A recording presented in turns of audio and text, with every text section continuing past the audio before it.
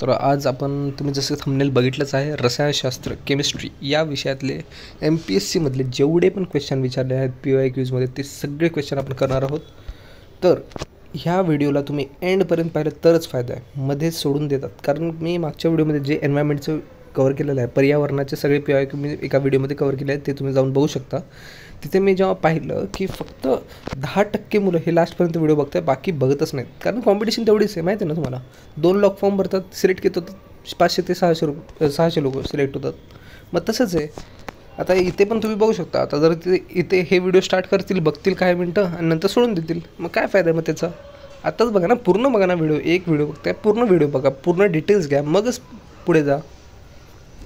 तर आता खूप जण कमेंट पण करतात ही PDF आम्हाला कशी भेटेल. जर मी आत्ता सांगितलं तर तुम्ही लगेच व्हिडिओ सोडून देणार, डायरेक्ट PDF डाउनलोड करणार बस. पण त्याचा काहीच फायदा नाही. PDF डाउनलोड करून तुम्ही ते वाचणारच आहे. मग तुम्हाला कसं करायचं, एक्सप्लेनेशन काय मध्ये. मग त्यामुळे तुम्हाला जर PDF डाउनलोड करायची असेल तर एंड PDFपर्यंत हा व्हिडिओ बघा. मी एंडला सांगणार की हे PDF कसं डाउनलोड करणार, बरोबर. तर तुम्ही जर एंडपर्यंत व्हिडिओ बघणार आहे तरच तुम्हाला जर खरंच सिलेक्शन पाहिजे असेल तर मेहनत करावी लागेल, लक्षात ठेवा. असं मध्ये मध्ये स्किप करून वगैरे चालणार नाही. पूर्ण एंडपर्यंत व्हिडिओ बघा, मगच तुम्हाला त्याचा फायदा होईल. तर रसायनशास्त्र केमिस्ट्रीमधले आयोगाने आतापर्यंत किती क्वेश्चन विचारतात दरवर्षी. तर 2013मध्ये केमिस्ट्रीमधले 7 क्वेश्चन विचारले होते, तसंच 10 क्वेश्चन. तर आपण बघू शकता मिनिमम 7 ते 8 क्वेश्चन विचारले जातात. 5, 6, 7 असे क्वेश्चन तर आहेत केमिस्ट्रीमधले. म्हणजे तुम्हाला तुमचे मार्क हे जर व्हिडिओ तुम्ही परफेक्टली बघितला आणि पूर्ण रिवाईज केलं तर तुमचे 10 मार्क कुठेच गेले नाही. UPSC MPSCमधले 10 मार्काने किती मेरिट तुमचं चेंज होईल ते तुम्ही बघून घ्या. 1-2 पॉईंटने पण कट ऑफ चालला आहे, 2 पॉईंटने पण कट ऑफ जातो मुलांचा. मग तुमचे जर 10 मार्क फिक्स झाले एका व्हिडिओमुळे तर तुमचं काय बिघडतं आहे. कंप्लीट व्हिडिओ बघा. आता इथे बघा, हे बघा, इथे तुम्ही बघू शकता क्वेश्चनचे नंबर किती आहेत. इथे टॉपिक्स आहेत आणि इथे क्वेश्चनचे नंबर हे इयर दिलेले आहेत. तर टोटल 6 क्वेश्चन आले आहेत 2023च्या MPSCच्या परीक्षेमध्ये, राज्यसेवेमध्ये. आणि नंतर तसेच आपण बघू शकतो 10, 9, 7 असे क्वेश्चन विचारले आहेत. तर ह्याच्यात टॉपिक्स बघून घ्या. 7 टॉपिक्स आहेत, 8 टॉपिक्स आहेत मूल, आणि त्यातले प्रत्येक आपण एक टॉपिक बघत जाणार आहोत. तर चला सुरू करूया. पुढे चला, पहिला चॅप्टर ॲसिड बेस. आता तुम्हाला हा चॅप्टर थोडासा सोपा वाटू शकतो, पण थोडासा डिफिकल्ट आहे. ज्यांचं विज्ञान बॅकग्राऊंड नाही आहे, म्हणजे ज्यांचं सायन्स नव्हतं 11वी-12वीला किंवा 10वीपर्यंत नीट अभ्यास नाही केला सायन्सचा, त्यांच्यासाठी थोडंसं डिफिकल्ट जाईल. बट ज्यांचं सायन्स आहे त्यांना पण असं ओव्हर कॉन्फिडन्समध्ये नका येऊ की सायन्सचे क्वेश्चन तर मी आरामात सॉल्व करेन, असं काय नसतं. परीक्षेत जेव्हा बसतात तेव्हा सगळ्यांचीच परिस्थिती सेम असते जर अभ्यास केला नसेल तर. तर पहिला क्वेश्चन आपण बघू. इथे दिले 0.1 मोलार सोल्युशन जर HCl द्रावणाचा pH काढण्यासाठी खालीलपैकी कोणता गणितीय संबंध वापरावा लागेल. आता pHचा तुम्हाला डायरेक्ट फॉर्म्युला माहीत असला पाहिजे. pHचा फॉर्म्युला log H+ion. H+ion काय असतं, जेव्हा ॲसिडचे कॉन्सन्ट्रेशन काढायचं असतं तेव्हा पाण्यामध्ये किंवा कुठल्याही द्रावणामध्ये H+ हे कॉन्सन्ट्रेशन, H+ इथे बघू शकता तुम्ही, H+ आयन याचं कॉन्सन्ट्रेशन. आता इथे काय करायचं, pH = लॉग घ्यायचा आणि त्याचा H+. ह्याच्यावरती हँडरायटिंग करायचं आहे कारण इथे टाईप करायला जमणार नाही ह्याच्यावरती, म्हणून ते थोडंसं हँडरायटिंग थोडी खराब येईल. पण तिथे लिहिलेलं आहे, तुम्ही बघू शकता ते. आता H+ आयनचं काय असतं, इथे किती दिलं आहे, 0.1 दिलं आहे, बरोबर. तर इथे HCl द्रावणात दिले, तर मग H+ किती येणार, ते एकच सोडू शकतो ना, H+. मग तिथे 0.1 आपण घेऊ शकतो मोलार सोल्युशन, मोलार कॉन्सन्ट्रेशन. तर pH = -log H+ion. तर 0.1 आपण त्याला कसं लिहू शकतो, 0.1ला आपण असं लिहू शकतो, 0.1ला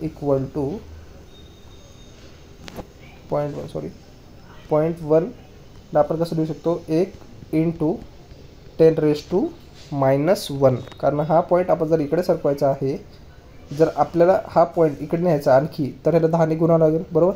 मग इथे -1 हे येणारच. तर हे जर जमलं तर तुम्हाला पुढचं गणित सोपं आहे. मग -1 केलं तर तुमचा आन्सर डायरेक्ट येतं. pH जर 7पेक्षा कमी आहे तर म्हणजे ॲसिड असतं. आता तुम्हाला माहिती आहे pH 7 पाहिजे. आपल्या बॉडीचा pH 7 असतो, ऑलमोस्ट 7.35 असतं. बट आपण 7 कन्सिडर करतो. तर pH जर 7च्या खाली असेल तर ते ॲसिडिक मानलं जातं, आणि pH जर 7च्या वर असेल तर बेसिक मानलं जातं. एक क्वेश्चन पक्का कंप्लीट. असा क्वेश्चन आला तर सॉल्व करू शकता नक्की. ह्याच्यात काय विचारू शकतो, एकतर फॉर्म्युला विचारेल, pH = -log H+ion हे विचारू शकतं, किंवा असंच इथे 0.1च्या जागी 0.25, 0.35 असं देऊ शकतात. आणि ते आपल्याला 10⁻² मध्ये आपल्याला करायचं आहे ते कॅल्क्युलेट, आणि त्याच्यावरून आपला आन्सर येणार आहे. पण हे मायनस साईन विसरू नका, इथे मायनस साईन आहे. इथे बघा ऑप्शनमध्ये चुकवू शकतात, ते मायनस साईन इम्पॉर्टंट आहे. चला क्वेश्चन दुसरा बघा. पहिल्याच क्वेश्चनला एवढा आपण टाईम घेत आहे कारण हळूहळू समजलं म्हणजे जर जेवढं तुम्हाला एक्सप्लेन आता मी करणार आहे तेवढंच तुम्हाला इफेक्टिव्ह राहणार आहे, इफेक्टिव्ह लक्षात राहणार आहे. पुढे जाऊन जर मी एक्सप्लेन्स खूप छोटं केलं तर काही फायदा नाही ना. फक्त आपण क्वेश्चन बघतो तर फायदा नाही. एक्सप्लेनेशन महत्त्वाचं आहे. 0.15 मोलार सोल्युशन H2SO4चा असेल तर 10 mg द्रावणापासून जर 1.1 नॉर्मॅलिटी ऑफ H2SO4चे द्रावण कसे बनवाल. कळालं क्वेश्चन काय विचारलं आहे. क्वेश्चन बघा इथे 1.5 मोलार H2SO4 दिला आहे 10 dm/cube द्रावणापासून आपल्याला 10.1 नॉर्मॅलिटी सोल्युशन, इथे n महत्त्वाचं आहे, नॉर्मॅलिटीचं आहे. H2SO4चे द्रावण कसे बनवाल म्हणजे आपल्याला एक द्रावण दिलं आहे त्याच प्रकारचं द्रावण आपल्याला नॉर्मॅलिटीतून कसं बनवता येईल. म्हणजे 2 द्रावण पाण्यात आपण जर आपण हे टाकलं लिंबाचं जर आपण रस टाकला पाण्यात तर ते एक सोल्युशन तयार होतं. तशाच प्रकारचं सोल्युशन आपल्याला दुसरं एक सोल्युशन बनवायचं आहे लिंबाच्याच पाण्याचं, पण ते थोडंसं डायल्यूट करून बनवायचं आहे. आता हे बघा दिलेल्या द्रावणात 20 dm/cube पाणी घालून हे योग्य उत्तर आहे. तर कसं करणार आपण ते. तर आता 1.5 मोलार सोल्युशन दिलेलं आहे. मग 0.114 ह्याचं आपल्याला चेंज करायची गरज नाही, पण इथे नॉर्मॅलिटी दिलेलं आहे, n दिलेला आहे ना, हा n दिलेला आहे बरोबर इथे. मग हा n जर आपल्याला चेंज करायचं, नॉर्मॅलिटी काय असतं n इंटू मोलार मास. मग मोलार मास तर आपल्याला माहिती आहे H2SO4चा किती आहे H2SO4साठी. आणि नंतर n म्हणजे काय असतं आपण किती H+ आयन देऊ शकतो बाहेर दुसऱ्या सोल्युशनमध्ये. तर नॉर्मॅलिटी इक्वल टू n इथे किती येणार. आता H2SO4मध्ये H किती आहेत 2 आहेत ना, मग 2n. कळालं फॉर्म्युला हा आहे normality equal to n into molecular mass. Molecular mass आपल्याला माहिती आहे, काढावं लागेल. किती लागणार आहे ते पाण्यामध्ये जेवढं मिसळायचं आहे आपल्याला एका द्रावणामध्ये जर आपल्याला ते मिसळायचं आहे तर किती मॉलिक्युलर मास लागणार आहे. नॉर्मॅलिटी आपल्याला माहिती आहे 1 दिलेलं आहे, 1 नॉर्मॅलिटी. आणि नंतर आपल्याला आपण इथे काढलं आहे n किती येत आहे 2. जर आपण हे कॅल्क्युलेट केलं हे समीकरण आपण कॅल्क्युलेट केलं तर 0.5 येतं बरोबर. 0.5 येतं आहे. मग 0.5 द्रावणाचं 0.5 H2SO4 तयार करावं लागेल. मग आता हे आपण M1V1 इक्वल टू M2V2 जर दोन्ही द्रावण समान ह्याची क्वांटिटीची असणार आहेत मग आपण त्याला कॅल्क्युलेट करू शकतो. आता M1 आपल्याकडे काय होतं 1.5 मोलार H2SO4. V1 काय होता 10 dm³ होता इक्वल टू आपण 0.5 काढलं ना मॉलिक्युलर मास तिथे टाकायचं M2 आणि V2 आपल्याला काढायचं आहे. म्हणजे किती द्रावण मिक्स करावं लागेल आणखी किती द्रावण टाकावं लागेल ना त्यात, म्हणजे V2 काढायचं आपल्याला. मग जर हे कॅल्क्युलेट केलं आपण तर 30 dm³ येतं आपल्या 30 dm³ येतं. बट हे आपल्याला टोटल द्रावणाचं पाणी 0.5 मला तुम्हाला इथे स्टेटमेंट मी हायलाईट करून दाखवतो. हे स्टेटमेंट महत्त्वाचं आहे. बघा इकडे 0.5 M2SO4 द्रावणात 30 dm³ जर पाणी आहे आणि ते dm³ आधीपासून आहे तर 0.5 H2SO4 द्रावण बनवण्यासाठी 20 लागेल ना. 30 आपला आन्सर आलेला आहे बट आधीच होतं 10, मग ते मायनस केलं तर 20 येतं आहे. मग ते आन्सर आहे आपलं. नाहीतर गडबडीत आपण 30 करू आन्सर नाही यायचं इथे. आता इथे 20 मार्क करायचं आपल्याला. हा एक क्वेश्चन. हे थोडंसं कॅल्क्युलेशन बेस्ड क्वेश्चन आहे. मी ह्याला सोपा क्वेश्चन तर नाही बोलणार बट तुम्ही करू शकता. जर तुम्हाला प्रॅक्टिस असेल तर हे नक्कीच तुम्ही क्वेश्चन सॉल्व करू शकता. थोडंसं टफ वाटत असेल पण पुढे सोपे क्वेश्चन आहेत, ते सोपे क्वेश्चनवरती आपलं टार्गेट करायचं आहे. आता हा क्वेश्चन कुठे विचारलं 2023 म्हणजे जस्ट आत्ता विचारलेला क्वेश्चन आहे हा. आणि त्याच्या आधीचा पण PHचा आत्ताच विचारलेला क्वेश्चन आहे जस्ट. नंतर आता इथे काय विचारलं पाण्याची चिरस्थायी दुष्फिणता दूर करण्यासाठी हा डॅश अभिक्रियक वापरतात. म्हणजे परमनंट हार्डनेस रिमूव्ह करण्यासाठी कुठला अभिकारक वापरतात. हे 2021च्या क्वेश्चनमध्ये विचारलं आहे. तांत्रिक संयुक्त पूर्वपरीक्षा. तर इथे आपण पर्याय बघू शकतो 1 आणि 2. फक्त धुण्याचा सोडा, फक्त सोडियम हेक्झाफॉस्फेट. म्हणजे आता तुम्हाला परमनंट हार्डनेस आणि टेम्पररी हार्डनेस हे माहीत पाहिजे. आता तुम्ही हा टॉपिक करून घ्या परमनंट हार्डनेस आणि टेम्पररी हार्डनेस. आता मी इथे काही टॉपिक सांगणार आहे ते तुम्हाला करायचे आहेत. पहिली गोष्ट मी इथे फॉर्म्युले सांगितलेत. आता वर जे फॉर्म्युले सांगितलेत ते एका नोट्समध्ये लिहून ठेवा. एकदम शॉर्ट नोट्स काढायचे, एकदम शॉर्ट. ज्या दिवशी आपण 2-3 दिवसाआधी रिवाईज करू शकू त्या एकदम 1-2 तासात आपलं केमिस्ट्रीचं रिव्हिजन झालं पाहिजे अशा शॉर्ट नोट्स काढून ठेवा. फक्त फॉर्म्युले लिहा आणि त्याचं मिनिंग लिहून ठेवा बस. असं नाही की पूर्ण डेफिनेशन लिहिताय, पूर्ण त्याचे उदाहरणं लिहिताय, काहीच गरज नाही आहे एवढी. तर आपण परत क्वेश्चनकडे येऊया. हा तिसरा क्वेश्चन होता. तर धुण्याचा सोडा म्हणजे सोडियम कार्बोनेट हा पांढऱ्या स्फटिक पदार्थाचा स्थायू पदार्थ आहे. पाण्यामध्ये सहज मिसळतो. सोडियम कार्बोनेट हा आम्लधारी क्षार आहे. कपडे स्वच्छ धुण्यासाठी हा वापरला जातो. तसेच अपमार्जक कागद आणि काच उद्योग याचा वापर होतो. पेट्रोलियम शुद्धीकरणासाठी याचा वापर होतो. सोडियम हेक्झाफॉस्फेट ही रंगहीन पांढरी पारदर्शक पदार्थ आहे आणि पाण्यात विरघळत आहे. तर आपल्याला हे पण लक्षात ठेवायचं. फक्त आन्सर लक्षात ठेवू नका, त्याच्याबद्दलचे फिजिकल प्रॉपर्टीज केमिकल प्रॉपर्टीज पण लक्षात ठेवा. आता डायरेक्ट तुम्हाला पुढच्या वर्षी हा पण क्वेश्चन येऊ शकतो सोडियम कार्बोनेटचा उपयोग काय, कसा दिसतं, त्याची मूलद्रव्य काय आहेत, म्हणजे त्याचं प्रॉपर्टीज काय आहेत, नंतर सोडियम हेक्झाफॉस्फेट कशासाठी वापरतात तेही विचारलं जाऊ शकतं. चला तर चौथा क्वेश्चन काय, लुईस आम्ल काय नाही. आता तुम्हाला ॲसिड आणि बेस तुम्हाला एक कन्सेप्ट सांगतो आधी. तर अरेनियस सिद्धांत काय असतं. अरेनियस म्हणजे आम्ल जर असेल, म्हणजे ॲसिड जर तुम्हाला पाहिजे असेल तर पाण्यात विरघळल्यानंतर जे पदार्थ H+ आयन तयार करतात त्यांना आम्ल म्हणतात. म्हणजे जे H+ आयन तयार करतील त्यांना आम्ल म्हणू, आणि जे पदार्थ वितळल्यानंतर OH- म्हणजे अल्कोहोल तयार करतील त्यांना आम्लधारी म्हणू. OH+ तयार करतात त्यांना आम्लधारी अरेनियसनुसार. नंतर बॉर्नस्टेड लुईस सिद्धांतानुसार आम्ल म्हणजे काय, आयनचे डोनर, म्हणजे जे प्रोटॉन असतात तुम्हाला माहिती आहे, प्रोटॉनचे डोनर म्हणजे H+ आयनचे डोनर. सिम्पल, वर पण तेच दिले डेफिनेशन, फक्त थोडंसं शब्दामध्ये चेंज केलेलं आहे. कळालं. प्रोटॉनचे डोनर करतात, प्रोटॉन गमवतात, सॉरी प्रोटॉन डोनर करतात त्यांना आपण प्रोटॉनचे डोनर आहेत त्यांना आपण ॲसिड म्हणतो. Proton donor acid. Proton acceptor bases. Simple, उलटं करायचं, फक्त ॲसिड आणि बेसमध्ये उलटं करायचं. बरोबर. एकच तुम्ही लक्षात ठेवा, एकतर आम्लाचं लक्षात ठेवा किंवा बेसचं लक्षात ठेवा. आम्लाचं सोपं आहे. आम्लामध्ये काय, पदार्थ विरघळल्यानंतर H+ आयन तयार करतात ते आम्ल असतात, आणि जे प्रोटॉन ॲक्सेप्ट करतात म्हणजे H+ आयनचं नाही, प्रोटॉन ॲक्सेप्ट करतात. प्रोटॉन ॲक्सेप्ट करणारे हे बॉर्नस्टेड लुईस सिद्धांतानुसार आम्ल असतात, आणि प्रोटॉन देणारे हे ॲसिड असणार, आणि प्रोटॉन ॲक्सेप्ट करणारे हे बेस असणार. बरोबर. तर आता लुईस ॲसिडचा सिद्धांत काय, लुईस ॲसिडमध्ये आम्ल इलेक्ट्रॉन्स ही जोडी प्राप्त करत आहे. अशा पदार्थांना रिकाम्या उपकक्षेमध्ये लुईस आम्ल धरून इलेक्ट्रॉनची जोडी प्राप्त होते, त्यांना लुईस ॲसिड असे तयार करतात. आम्लारीमध्ये काय, आम्लारीमध्ये इलेक्ट्रॉनची जोडी गमावतात. लक्षात ठेवा, इथे काय इलेक्ट्रॉन प्रोटॉनमध्ये कन्फ्यूज होऊ नका, मला तेच म्हणायचं आहे. इथे गमावतात बेसिसमध्ये आणि ॲसिड्समध्ये. थांबा एक मिनटं, हे बघा, इथे आम्ल इलेक्ट्रॉनची पेयर काय करतात, प्राप्त करतात, आणि इथे इलेक्ट्रॉनची जोडी गमावतात. दिसलं. लक्षात ठेवा. आणि इथे काय होतं, प्रोटॉन गमावतात आणि प्रोटॉन कमावतात. कळालं. हे बघा, एकच लक्षात ठेवा, लुईस ॲसिडमध्ये पण फक्त इलेक्ट्रॉन प्राप्त करतात ते आम्ल असतात, म्हणजेच प्रोटॉन डोनर करतात ते आम्ल असतात. कळालं. म्हणजे उलटं लक्षात ठेवायचं इथे, बाकी काहीच नाही. सिद्धांताचं नाव लक्षात नाही राहिलं तरी ठीक आहे. अरेनियस सिद्धांत, ब्रॉन्स्टेड लुईस सिद्धांत, नंतर लुईस सिद्धांत. बरोबर. आता इथे हे पण दिलं आहे, लुईस बेस कोणते आहेत, NH3, नंतर C6H6 OH- आणि AlCl3. हे एक्झाम्पल पण बघून घ्या, कधी तुम्हाला डायरेक्ट क्वेश्चन पडला तर तुम्ही डायरेक्ट आन्सर लिहू शकता. ज्या pHला प्रथिनांचे कलिकावरती असलेले भार विरुद्ध होतं त्याला डॅश असे म्हणतात. काय म्हणतात, समबिंदू, आयसोइलेक्ट्रिक पॉईंट. गोठणबिंदू काय असतं माहिती आहे, द्रव हे स्नायूमध्ये बदलतं, स्थायूमध्ये बदलतं. उर्ण म्हणजे काय, बारीक कण एकत्र येणं, उर्ण. आता ज्यांना इंग्लिशमध्ये कळत आहे त्यांना माहीत पाहिजे. उर्ण म्हणजे फ्लॉक्युलेशन पॉईंट, आणि गोठणबिंदू म्हणजे कोॲग्युलेशन. आयसोइलेक्ट्रिक म्हणजे समविद्युत बिंदूमध्ये ज्या pH वरती प्रथिने कोलॉइड वरील भार उलट केला जातो त्याला समविद्युत बिंदू असे म्हणतात. pH वर रेणूवर निव्वळ भार 0 असतो. आम्ल pH 0 to 6.9 आणि आम्लारीचा pH 7 to 14 आणि उदासीन 7 असतं. उदासीनचा pH 7 असतो. कळालं. न्यूट्रल म्हणजे 7. लक्षात ठेवा.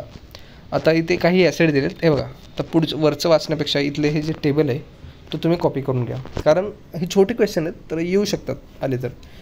आणि हे बेसिक कन्सेप्टवरचे क्वेश्चन म्हणजे तुम्हाला माहीत पाहिजेत. आता दूधमध्ये काय असतं, लॅक्टिक ॲसिड. आता लॅक्टोबॅसिलस बोलतात ना, पोटामध्ये आपल्या आतड्यांमध्ये एक प्रकारचे ऑर्गॅनिझम्स असतात, ते आपल्या पचनामध्ये मदत करतात. तर लॅक्टिक ॲसिड म्हणून म्हणतात की दही खाताना लॅक्टिक ॲसिड असतं, आणि लॅक्टोबॅसिलसमध्ये बॅक्टेरिया असतो, तो युजफुल असतो. नंतर टमॅटोमध्ये ऑक्झॅलिक ॲसिड असतं, लिंबूमध्ये सायट्रिक ॲसिड असतं, विनेगरमध्ये ॲसिटिक ॲसिड असतं, केळीमध्ये मॅलिक ॲसिड असतं. लक्षात ठेवा.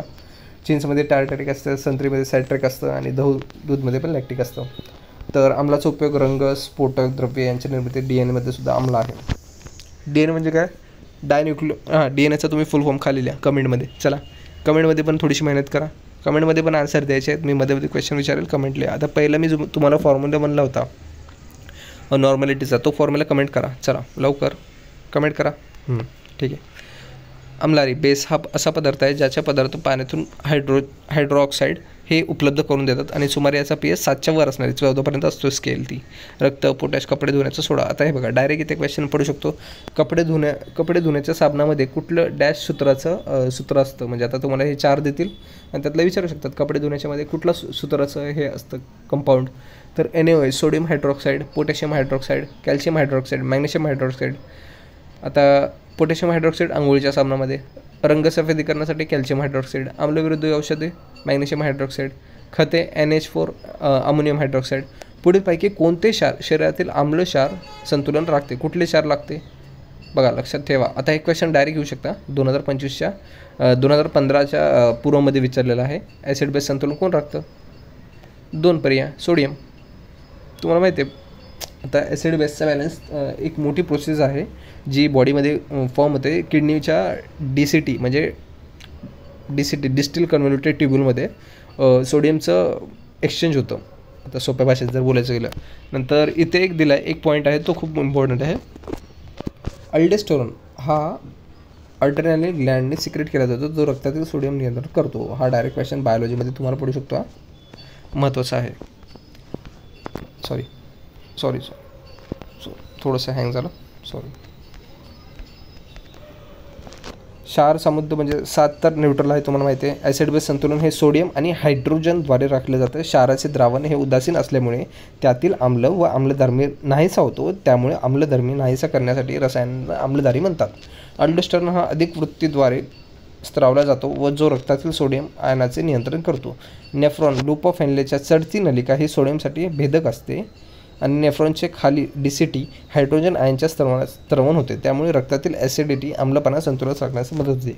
आता रक्तातील आम्ल आणि आम्लारी यांचा बॅलन्स राखण्यासाठी 2 आपल्याला खूप इम्पॉर्टंट घटक माहीत पाहिजेत, सोडियम आणि हायड्रोजन आयन. हे दोन्ही जर माहीत असेल तर आन्सर येऊ शकतं आपलं.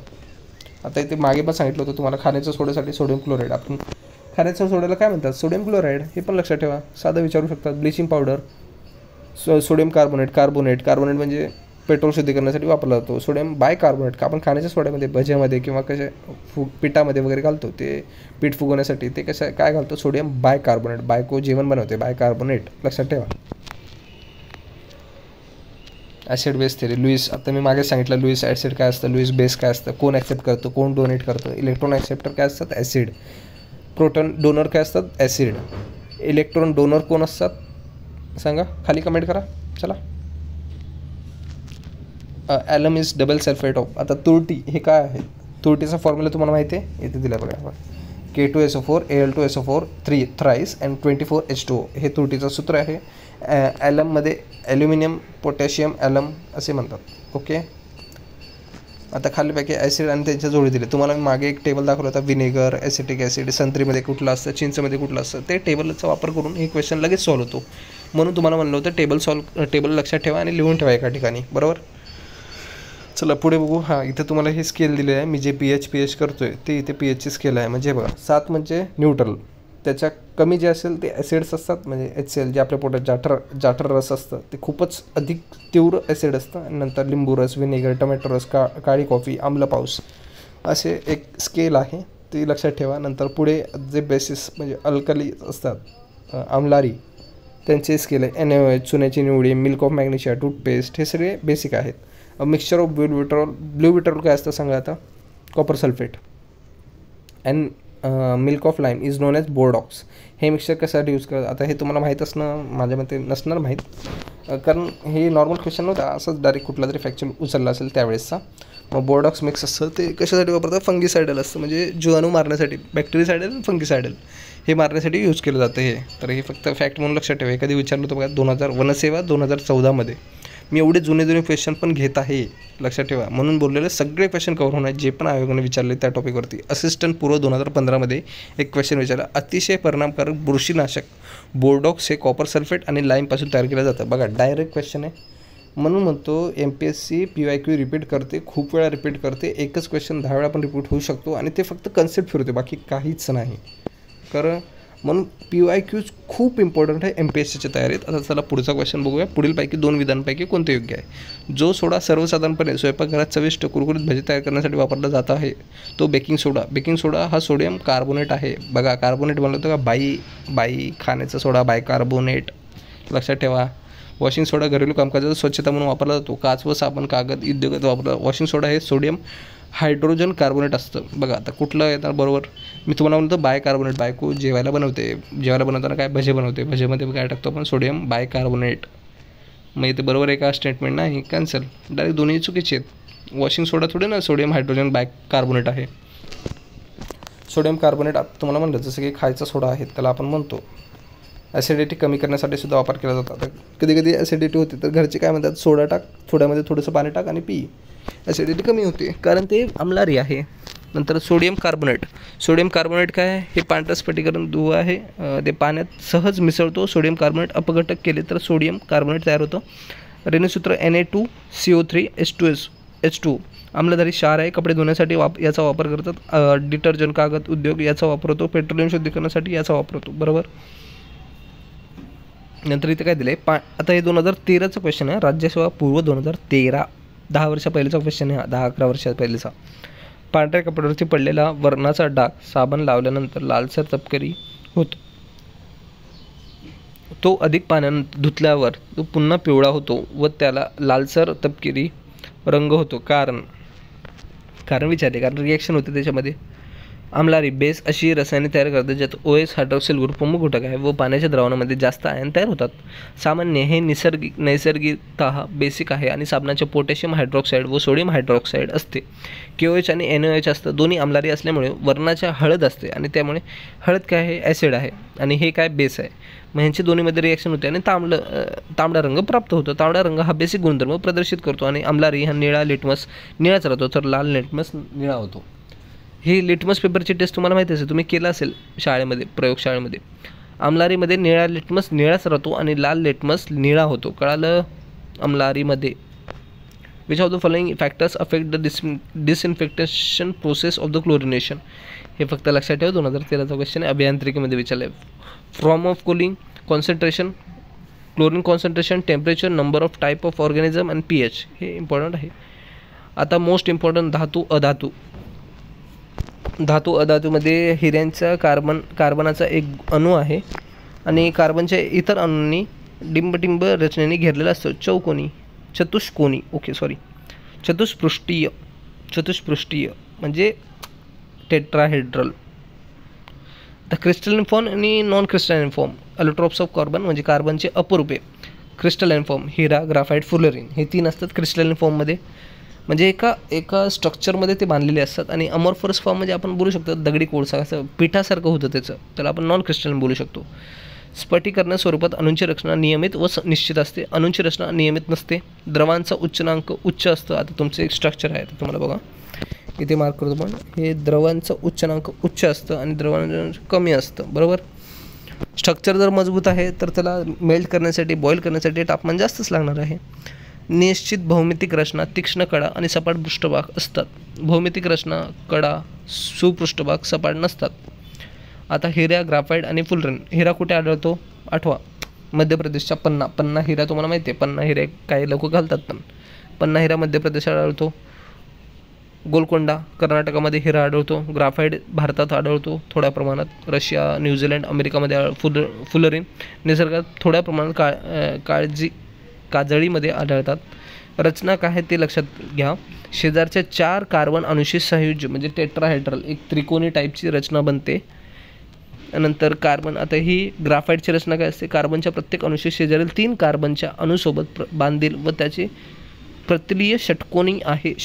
ग्राफाईट षटकोनी. आणि फुलरिन जे आहे ते फुलरिन एका फुटबॉलच्या बॉलसारखं दिसतं, त्याला बक्की बॉल असं म्हणतात. फुलरिन एक फुटबॉलचा बॉल, लक्षात ठेवा.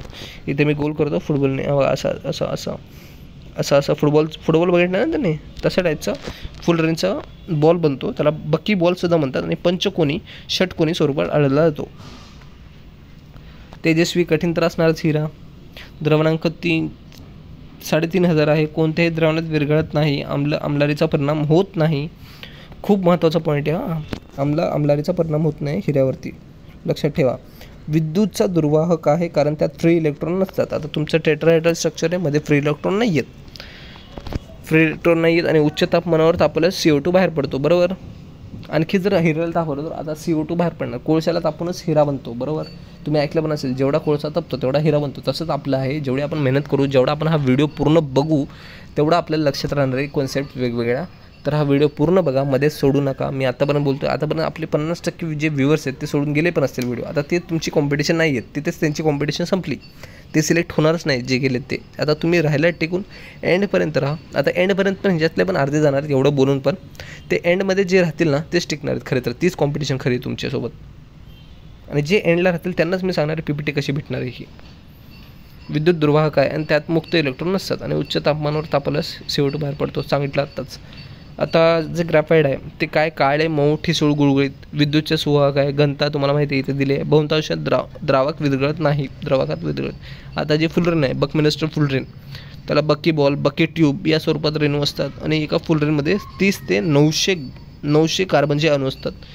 आता C60 आपण त्याला मोस्टली फॉर्म्युला बोलतो, फुलरेनचं उदाहरण आहे 660. आता उपयोग तर तुम्हाला माहिती आहे, उपयोग सांगायची गरज नाही मला, इथे दिले आहेत तर एकदा बघून घ्या. नंतर खालीपैकी नैसर्गिक चुंबक नाव कोणतं आहे, चुंबकाचे नाव काय आहे. आता 2022 विचारलेलं क्वेश्चन आहे, तर इथे हा हमखास क्वेश्चन येऊ शकतो. मी लिहून देतो, याच्यातलं कुठल्या तरी एका पर्यायावरती किंवा डायरेक्ट विचारू शकतो चुंबकाचे नाव वगैरे, नैसर्गिक चुंबकाचे डायरेक्ट विचारलं जाऊ शकतो. आता इथे आन्सर आहे लोडस्टोन. जर तुम्हाला माहीत नसेल पुढे सांगणार आहे त्याच्याबद्दल. आता मॅग्नेटाईट बोलतात त्याला Fe3O4, लक्षात ठेवा फॉर्म्युला पण डायरेक्ट तुम्हाला एक्झाममध्ये देऊ शकतात. Fe3O4 काय आहे, नैसर्गिक चुंबक, खतम. आता हे इथे लक्षात राहतं, पण परीक्षेला लक्षात राहणार नाही. त्यामुळे जेवढं तुम्ही रिवाईज करणार तेवढं तुम्हाला उपयोग आहे. रिवाईज करताना पण काय करायचं, हाच व्हिडिओ 2-3 तुम्हाला व्हिडिओची स्पीड वाढायची, 1.5x करा किंवा 2x करा आणि त्याच्यावरती बघा, थोडासा टाईम पण वाचेल. आता चुंबक काय असतं, जे लोखंड, निकेल, कोबाल्ट इत्यादीपासून बनलेल्या वस्तूंना आकर्षित करतं त्यांना चुंबक असे म्हणतात. पुढे काय, लोडस्टोन असेही म्हणतात. त्यापुढे पुढील होका यंत्राची निर्मिती. आता तुम्हाला माहिती आहे जे कंपास असतं ते कशाला म्हणतात, कंपस जे जहाजावरती जातात, उत्तर दिशा दक्षिण दिशा बघण्यासाठी वापरतात, त्याच्यामध्ये चुंबकाचा यूज केला जातो. मॅग्लेव ट्रेन तुम्हाला माहिती आहे. आता मॅग्लेव ट्रेन आणि बुलेट ट्रेनमध्ये कन्फ्यूज राहू नका. बुलेट ट्रेन जी भारतात येते ती चुंबकावर चालत नाही. मॅग्लेव ट्रेन आहे ती चुंबकावरती चालते, ती जपानमध्ये आहे. चुंबकाच्या रिपल्शन प्रॉपर्टीचा यूज करून मॅग्लेव ट्रेन चालते आणि त्याच्यामध्ये ती हवेत तरंगत असते, ना की तिला चाक आहेत.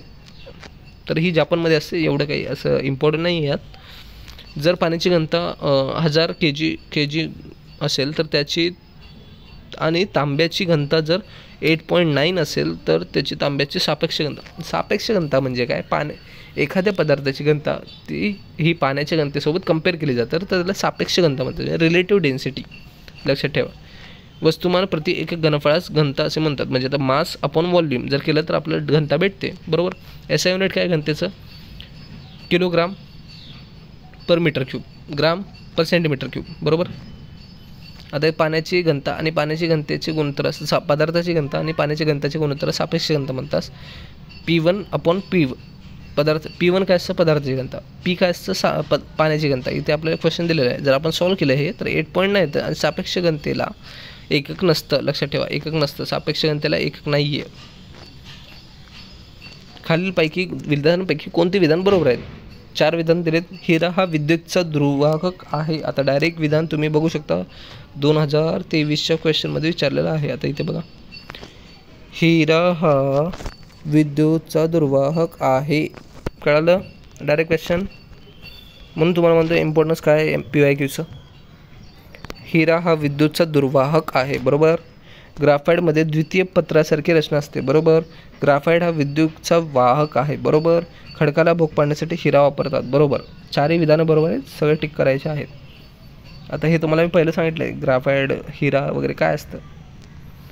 अभ्रक कापडाच्या इस्त्रीचा वापर आता जी इस्त्री आपण वापरतो त्यामध्ये अभ्रक मायका नावाचं मटेरियल असतं, ते काय यूज केलं जातं, तो विजेचा सुवाहक आहे आणि उष्णतेचा सुवाहक आहे. आता हे बघा, जर विजेचा सुवाहक असता अभ्रक आणि ते आपण इस्त्रीमध्ये वापरतो, मग आपल्या हाताला चटका लागला नसता. जर उष्णतेचा सुवाहक जर नसता, तो दुर्वाहक असता उष्णतेचा, मग ते तापमान गरम कसं झालं असतं, इस्त्री. आपल्याला इस्त्री तर गरम पाहिजे ना. हा बेसिक क्वेश्चन होता. म्हणजे जर तुम्ही तिथं थोडंसं डोकं लावलं असतं आणि जर तुमचं स्मार्टनेस जर तिथे कामाला आला असतं, तुमचं डोकं असतं त्यावेळेस परीक्षेमध्ये, तर हा क्वेश्चन डायरेक्ट सुटला असतं. तुम्हाला अभ्रकचे गुण, मायका काय असतं काही गरज नव्हती, डायरेक्ट क्वेश्चन सुटला असतं. आन्सर काय, सेकंड, फक्त ब. अभ्रक उष्णतेचा सुवाहक आहे, म्हणजे ती गरम तर होणार आहे इस्त्री, बट ती वीज तेवढी ना आपले करंट थोडी ना पास करायला पाहिजे आपल्या हाताला, म्हणून ते मायकाला वापरलं जातं. आणि पारा तुम्हाला माहिती आहे जी मेटल असून फक्त लिक्विड स्टेटमध्ये अवेलेबल आहे पारा. नंतर धातू सर्वसाधारणपणे कठीण असतात, परंतु सोडियम पोटॅशियम हे अपवाद आहेत, ते मऊ असतात. धातू हे उष्णतेचे सुवाहक असतात, जसं की तांबी, ॲल्युमिनियम. धातू विजेचे सुद्धा सुवाहक असतात, ते विजेचा तारा बनवण्यासाठी वापरला जातात. अपवाद शिसे हा एकमेव धातू आहे जो उष्णतेचा आणि विजेचा सुवाहक नाही. शिसे म्हणजे लीड, जे उष्णता आणि वीज दोन्हीचा सुवाहक नाही. लक्षात ठेवा डोळ्यात. आता इथे मी एवढं गोल करतो हे स्टेटमेंट, हे लक्षातच ठेवा काही करून, बरोबर. अब्रक हा विजेचा दुर्वाहक आहे आणि उष्णतेचा सुवाहक आहे, बरोबर. आता इथे पण एक स्टेटमेंट दिले. आता हे धातू अधातूमध्ये हे तुम्हाला सांगणार आहे मी की काय आहे. धातू द्रवणांचा उच्चांक जास्त असतो. अपवाद पारा, गॅलियम, सोडियम. रजत पारद संमिश्राचा उपयोग बहुतेक दंतवैद्य करतात, त्याला ॲमलगम म्हणतात, म्हणजे पारद संमिश्र. सुवर्ण पारद हा तुम्हाला माहिती आहे, पारदचा उपयोग आपण औषधी म्हणून पण करतो. आयुर्वेदामध्ये याचं वर्णन आहे, पारदाचे संमिश्रण. अमलराज काय असतं? अमलराज अतिशय क्षयकारी तसेच वाफळणारा द्रव्य आहे. हायड्रोक्लोरिक आम्ल व सहित नायट्रिक आम्ल 3:1 या रेशोमध्ये, गुणोत्तरामध्ये हे आम्लराज तयार केला जातं. आता हे बघा, मेटल आणि नॉन मेटलचे तुम्हाला इथेच प्रॉपर्टी मी सांगतो, पुढे येणारच आहे, तरी पण मी इथेच सांगतो. मेटल्स काय सॉलिड असतात, एका रूम टेम्परेचरमध्ये. लिक्विड असतात नॉन मेटल्स, मोस्टली लिक्विड किंवा गॅसेस असतात, बरोबर. आणि हे मेटल ब्रिटल सॉलिड असतात. लस्टर म्हणजे काय? चकाकी. धातूंना चकाकी असते, अधातूंना चकाकी नसते. मेलेबिलिटी किंवा डक्टिलिटी म्हणजे एका धातूच्या तुकड्यापासून तुम्ही वायर असे लांबट असे वायर खेचू शकता का? तर धातूपासून तुम्ही खेचू शकतो, बट तुम्ही जर ग्राफाईट बघितलं तर त्यापासून तुम्ही वायर नाही बनवू शकत ना. मग ते नॉन मेलेबल किंवा डक्टाईल म्हणू शकतो आपण त्याला. नंतर इथे काय दिलं? टेन्साईल स्ट्रेंथ म्हणजे हायली टेन्साईल, नॉन टेन्साईल. आता हे फक्त प्रॉपर्टी लक्षात ठेवा, याचा मिनिंग नाही लक्षात राहिलं तरी चालेल. सोनॅरिटी म्हणजे काय? आवाज प्रोड्यूस करतात. जर तुम्ही पत्रा ठोकला तर आवाज येईल की ठक ठक ठक ठक असा आवाज येईल, पण तुम्ही जर कोळशाला असं आपटलं तर थोडे ना आवाज येईल ठक ठक, ते तर चुरा होणार आहे. Conduction of heat and electricity, good conductors of heat and electricity आहे. आणि नॉन मेटल बॅड कंडक्टर आहे. करोजन होतं मेटल्स, नॉन करोजिव्ह आहे non metals. High melting point, boiling point, no melting point, boiling point. लक्षात ठेवा, हे properties आहेत, normal properties आहेत, लक्षात ठेवायचं फक्त, काहीच नाही बाकी. आता इथे धातूमध्ये लोह धातूचे धातुके म्हणजे आता हेमेटाईट, मॅग्नेटाईट, लिमोनाईट, सिडोराईट, पायराईट्स. आता हे लक्षात ठेवायचं तुम्हाला, बाकी काय नाही. आता लोह धातू कशा पण भेटतं? हेमेटाईटपासून भेटतं, मॅग्नेटाईटपासून. हेमेटाईटमधून किती भेटतं? 70% भेटतं. मॅग्नेटाईटपासून 72%, लिमोनाईटपासून 60% आपल्याला लोह भेटतं, आणि सिडोराईटपासून 50%, आणि पायराईट्सपासून FeSO2. आता हे तुमचे त्यांचे रेणूंचे फॉर्म्युले जे आहेत ते पण लक्षात ठेवा. कधी कधी एक्झाममध्ये तसे डायरेक्ट पर्याय टाकू शकतात.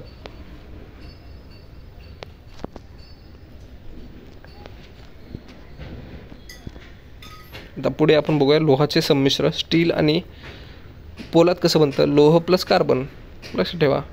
टेम्परिंग म्हणजे काय? पाणी देणे. पदार्थ तापवून विविध पद्धतीने थंड करतात आणि आवश्यकता तोपर्यंत कठीणपणा व लवचिकता निर्माण करतात. या क्रियेस पाणी देणे असे म्हणतात, टेम्परिंग म्हणतात. खालील धातूचा विचार करा: प्लॅटिनम, सोने, तांबे, शीस. घनतेच्या चढतेनुसार. आता हे घनता तुम्हाला माहीतच असेल असं नाही आहे, जर तुम्हाला अंदाज लावता आला तरच ते क्वेश्चन अटेम्प्ट करा, माहीत असेल तर. पुढे काय? खालील शुद्ध पदार्थ कुठला? सर्वात शुद्ध काय असणार ह्याच्यातलं? सगळे मिक्सचर आहेत, फक्त एकच आहे लोह, ज्याच्यामध्ये काही मिश्रण नाही आहे. पेट्रोलमध्ये पण थोडीशी इम्प्युरिटी असू शकते. गाईच्या दुधामध्ये तर खूप सारे मायक्रो ऑर्गॅनिझम असणार आहेत, लॅक्टिक ॲसिड वगैरे सगळं असणार आहे. समुद्राच्या पाण्यात तुम्हाला माहिती आहे क्षार्स वगैरे असणार, सोडियम, क्लोराईड सगळं असणार आहे. तर त्यामुळे संमिश्रण फक्त शुद्ध पदार्थ विचारला आहे. मग शुद्ध पदार्थ लोह आहे इथे, बाकी काहीच नाही. पुढे जाऊया गाईचं दूध वरतीच. बटाटा चिप्स बॅगेत भरताना सोबत एक वायू भरतात. म्हणजे तुम्ही माहिती आहे लेसचं जर पॅकेट खोललं तर मध्ये 4 चिप्स निघतात, बाकी सगळे हवा निघते. तसंच आपला कॉन्फिडन्स आहे, फक्त कॉन्फिडन्स भरला आहे, बाकीमध्ये काहीच नाही आहे, अभ्यास आपला काहीच नाही आहे. चिप्स ऑक्साईड होतात आणि जेणेकरून चिप्स ऑक्सिडायझेशन नाही होत. खालीपैकी कोणता वायू वापरला जातो? कुठला वायू वापरला जाणार? तर तिसरा नायट्रोजन वायू वापरला जातो. नायट्रोजन वायू हा रंगहीन, गंधहीन असतो व कोणत्याही प्रकारची चव नसते आणि त्याची प्रतिक्रियाशील कमी असते. नायट्रोजन वायू रिॲक्ट नाही करणार. मग त्यामुळे जर आपण चिप्सच्या पॅकेटमध्ये हवाच नाही भरली तर तुटणार आहेत आणि ऑक्सिडाईज होणार आहेत. मग त्यामुळे आपण त्याच्यामध्ये नायट्रोजन ही गॅस भरतो. हे बघा. आणि नंतर स्थायी स्वरूपातील CO2ला शुष्क बर्फ म्हणजे ड्राय आईस म्हणतात. काही वेळेस तुम्हाला कन्फ्यूज करतात, ड्राय आईस वेगळं असतं, ते लक्षात ठेवा.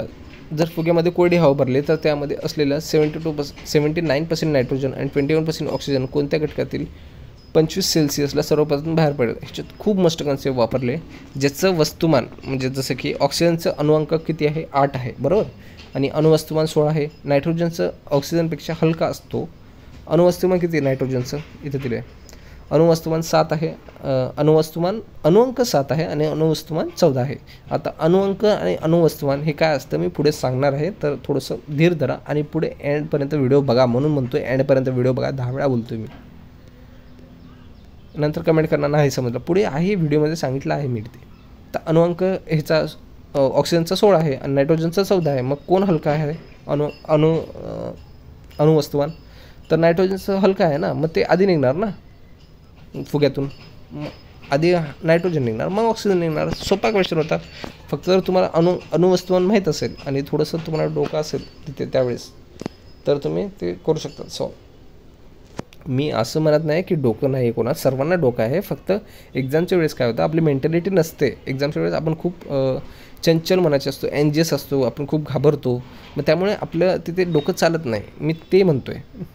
नाहीतर लगेच कमेंट करा चाल तुम्ही आम्हाला असं कसं म्हणतात. माझं तसं काही म्हणणं नाही आहे. पुढे काय, क्रायोलाइट डायरेक्ट विचारलं 2021मध्ये. क्रायोलाइटचा फॉर्म्युला काय, ॲल्युमिनियमचा एक धातूक आहे.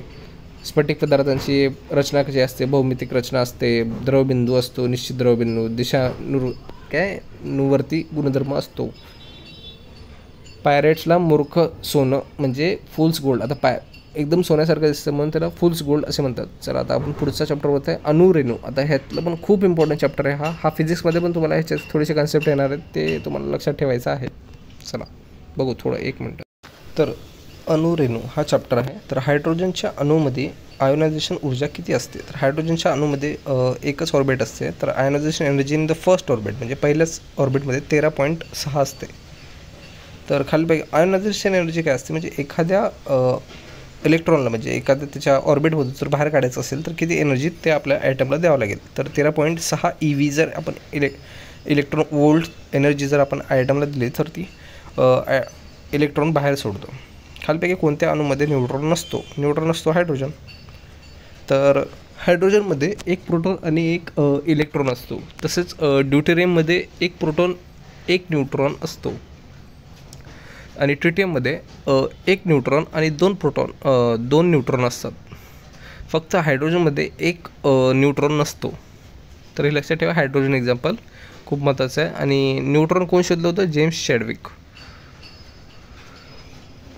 अल्फा कणांच्या अस्थिर न्यूक्लिअर अल्फा कण उत्सर्जित केल्यामुळे त्याचे प्रोटॉन व न्यूट्रॉन टिंबटिंबनी कमी होतात. तर अल्फा जेव्हा कण सेंड केलं जातं, जेव्हा मारलं जातं अल्फा कणाने, तेव्हा 2 प्रोटॉन आणि 2 न्यूट्रॉन निघतात. मग प्रोटॉनचा शोध कोण लावला होता, गोल्डस्टन. प्रोटॉनचा शोध गोल्डस्टनला होता. प्रोटॉनचा P आणि गोल्डस्टनचा G, प्रोटॉन PG. लक्षात ठेवा, प्रोटॉन गोल्डस्टन यांनी शोध लावला होता. डायरेक्ट क्वेश्चन आला आहे हा सायंटिस्टबद्दल, तर तोही लक्षात ठेवा. प्रोटॉनच्या अणुकेंद्रावर धनप्रवाही कण असून प्रोटॉन या संख्येने दर्शवला जातो. आणि ॲटॉमिक नंबर म्हणजे काय, ॲटॉमिक नंबर म्हणजे अणुक्रमांक म्हणजे नंबर ऑफ प्रोटॉन किंवा नंबर ऑफ इलेक्ट्रॉन्सची संख्या म्हणजे अणुअंक. हे खाली दर्शवलं जातं एखाद्या तुम्हाला जर माहिती आहे इथे जर मी एलिमेंट लिहिला Na, तर ह्याच्या खाली कुठला नंबर दर्शवला जातो त्याला आपण ॲटॉमिक नंबर Z असं लिहिलं जातं आणि त्याला आपण ॲटॉमिक नंबर म्हणतो. आणि जेव्हा ॲटॉमिक मास लिहायचं असेल तेव्हा त्याच्या वरच्या साईडला लिहिलं जातं, तेव्हा ॲटॉमिक मास म्हणलं जातं त्याला. तर अणुवस्तुमान हे number of proton plus neutron याच्या ॲडिशनला मास नंबर म्हणतात. प्रोटॉन प्लस न्यूट्रॉनच्या ॲडिशनला. न्यूट्रॉनचा शोध कोणाला आहे, जेम्स चॅडविक. न्यूट्रॉनचा N आणि चॅडविकचा NC असं लक्षात ठेवा. नंतर अल्फा कणाच्या क्षयामध्ये 2 प्रोटॉन निघतात आणि 2 न्यूट्रॉन निघतात. तर ॲटॉमिक मासमधून 4 वजा होतात आणि नंतर ॲटॉमिक नंबरमधून 2 वजा होतात. असं इथे दिलेलं आहे, मग हे लक्षात ठेवायचं. नंतर बीटा डिकेमध्ये तसंच आहे.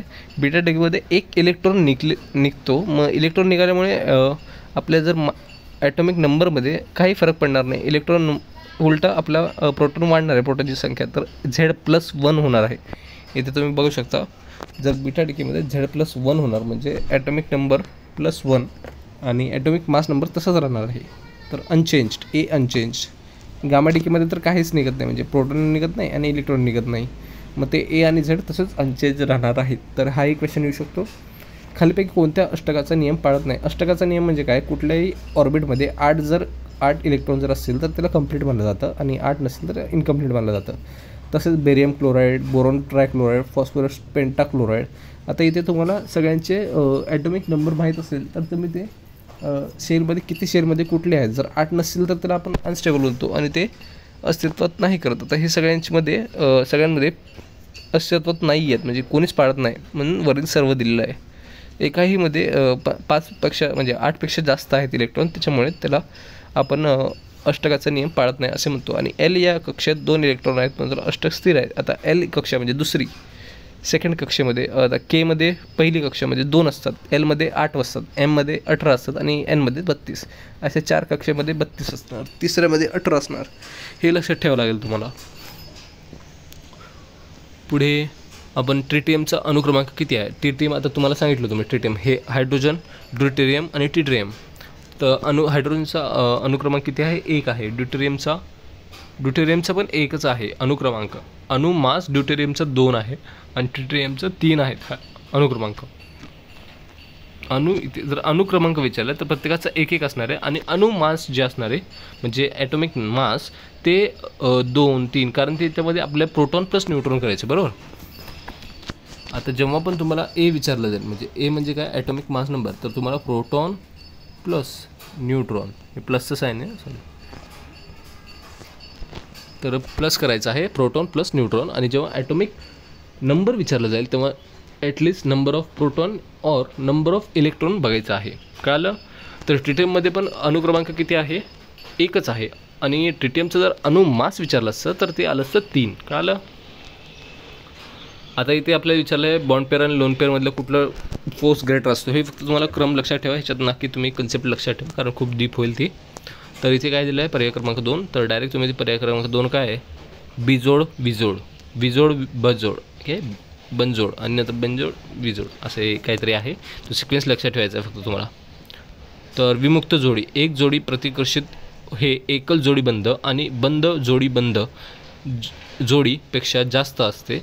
मध्यवर्ती अणूच्या केंद्राजवळ एकाकी विमुक्त जोडी ही इलेक्ट्रॉन असतात. बंध जोड्यांमध्ये मध्यवर्ती अणुकेंद्रामध्ये बंधित अणूच्या केंद्रकाच्या सहाय्याने बंध तयार केला जातो. तर टिंबटिंबमध्ये सगळ्यात जास्त रेणू असतात. रेणू काढण्यासाठी आता आपल्याला तुम्हाला मोल माहीत पाहिजे. 1 मोल म्हणजे किती माहिती आहे का? जे मास दिले, given mass upon molecular mass. आता गिवन मास किती आहे तुम्हाला प्रत्येक ह्याचं काढावं लागणार आहे, मोलार मास, मोल्स काढावं लागणार आहे. Mole into Avogadro's number. Avogadro's number काय असतं? 6.023 × 10⁻23. तर आपल्याला आधी सगळ्यात जास्त रेणू विचारलं आहे. मग आता आपल्याला हायड्रोजनचा आधी आपण काढू. हायड्रोजनचा मॉलिक्युलर मास किती आहे? 10 ग्राम आहे. आणि नंतर मॉलिक्युलर मास किती येणार? 2. म्हणजे एक हायड्रोजनचं 1 असतं, तर 2 हायड्रोजनचं किती असणार? 2. मग जर आपण 10/2 केलं तर 5 येतं आणि 5 इंटू जर ॲव्होगॅड्रो नंबर केला तर त्याची आपल्या रेणूची संख्या भेटणार आहे. कुठल्याही रेणूची संख्या काढण्यासाठी n म्हणजे number of molecules into Avogadro's number असे केले जाते. मग इथे 30 रेणू आले ऑलमोस्ट हायड्रोजनचे. तसेच इथे किती आले? 250 ग्राम आयोडीन दिले. मग आयोडीनचे मॉलिक्युलर मास किती आहे? 127 एकाचा आहे, तर दोघांचं किती असणार? 254. आणि आपल्याला दिलेलं किती आहे त्याचा मास? 250 ग्राम. मग आपण डिवाईड केलं तर 0.9 काहीतरी आलं आणि मग ते टोटल रेणू किती? 0.95. तसंच केलं तर आपण कार्बनचं पण तसंच काढलं आहे. मग सगळ्यात जास्त कशाचे येतात? तर सर्वात जास्त येतात हायड्रोजनचे. मग आपल्याला वाटतं हायड्रोजन तर हलका आहे, मग त्याचे रेणू सर्वात कमी असतील, पण असं नाही आहे. हायड्रोजन 10 ग्राम दिला आहे आणि त्याची मोलार मास जे आहे ते 2च आहे. मग त्याच्यामुळे 4 ऑप्शन येतं, कळलं. कॅल्शियम ऑक्साईडचे स्टेबल ऑक्टेट मिळवण्यासाठी काय करतो कॅल्शियम ऑक्साईड? कॅल्शियम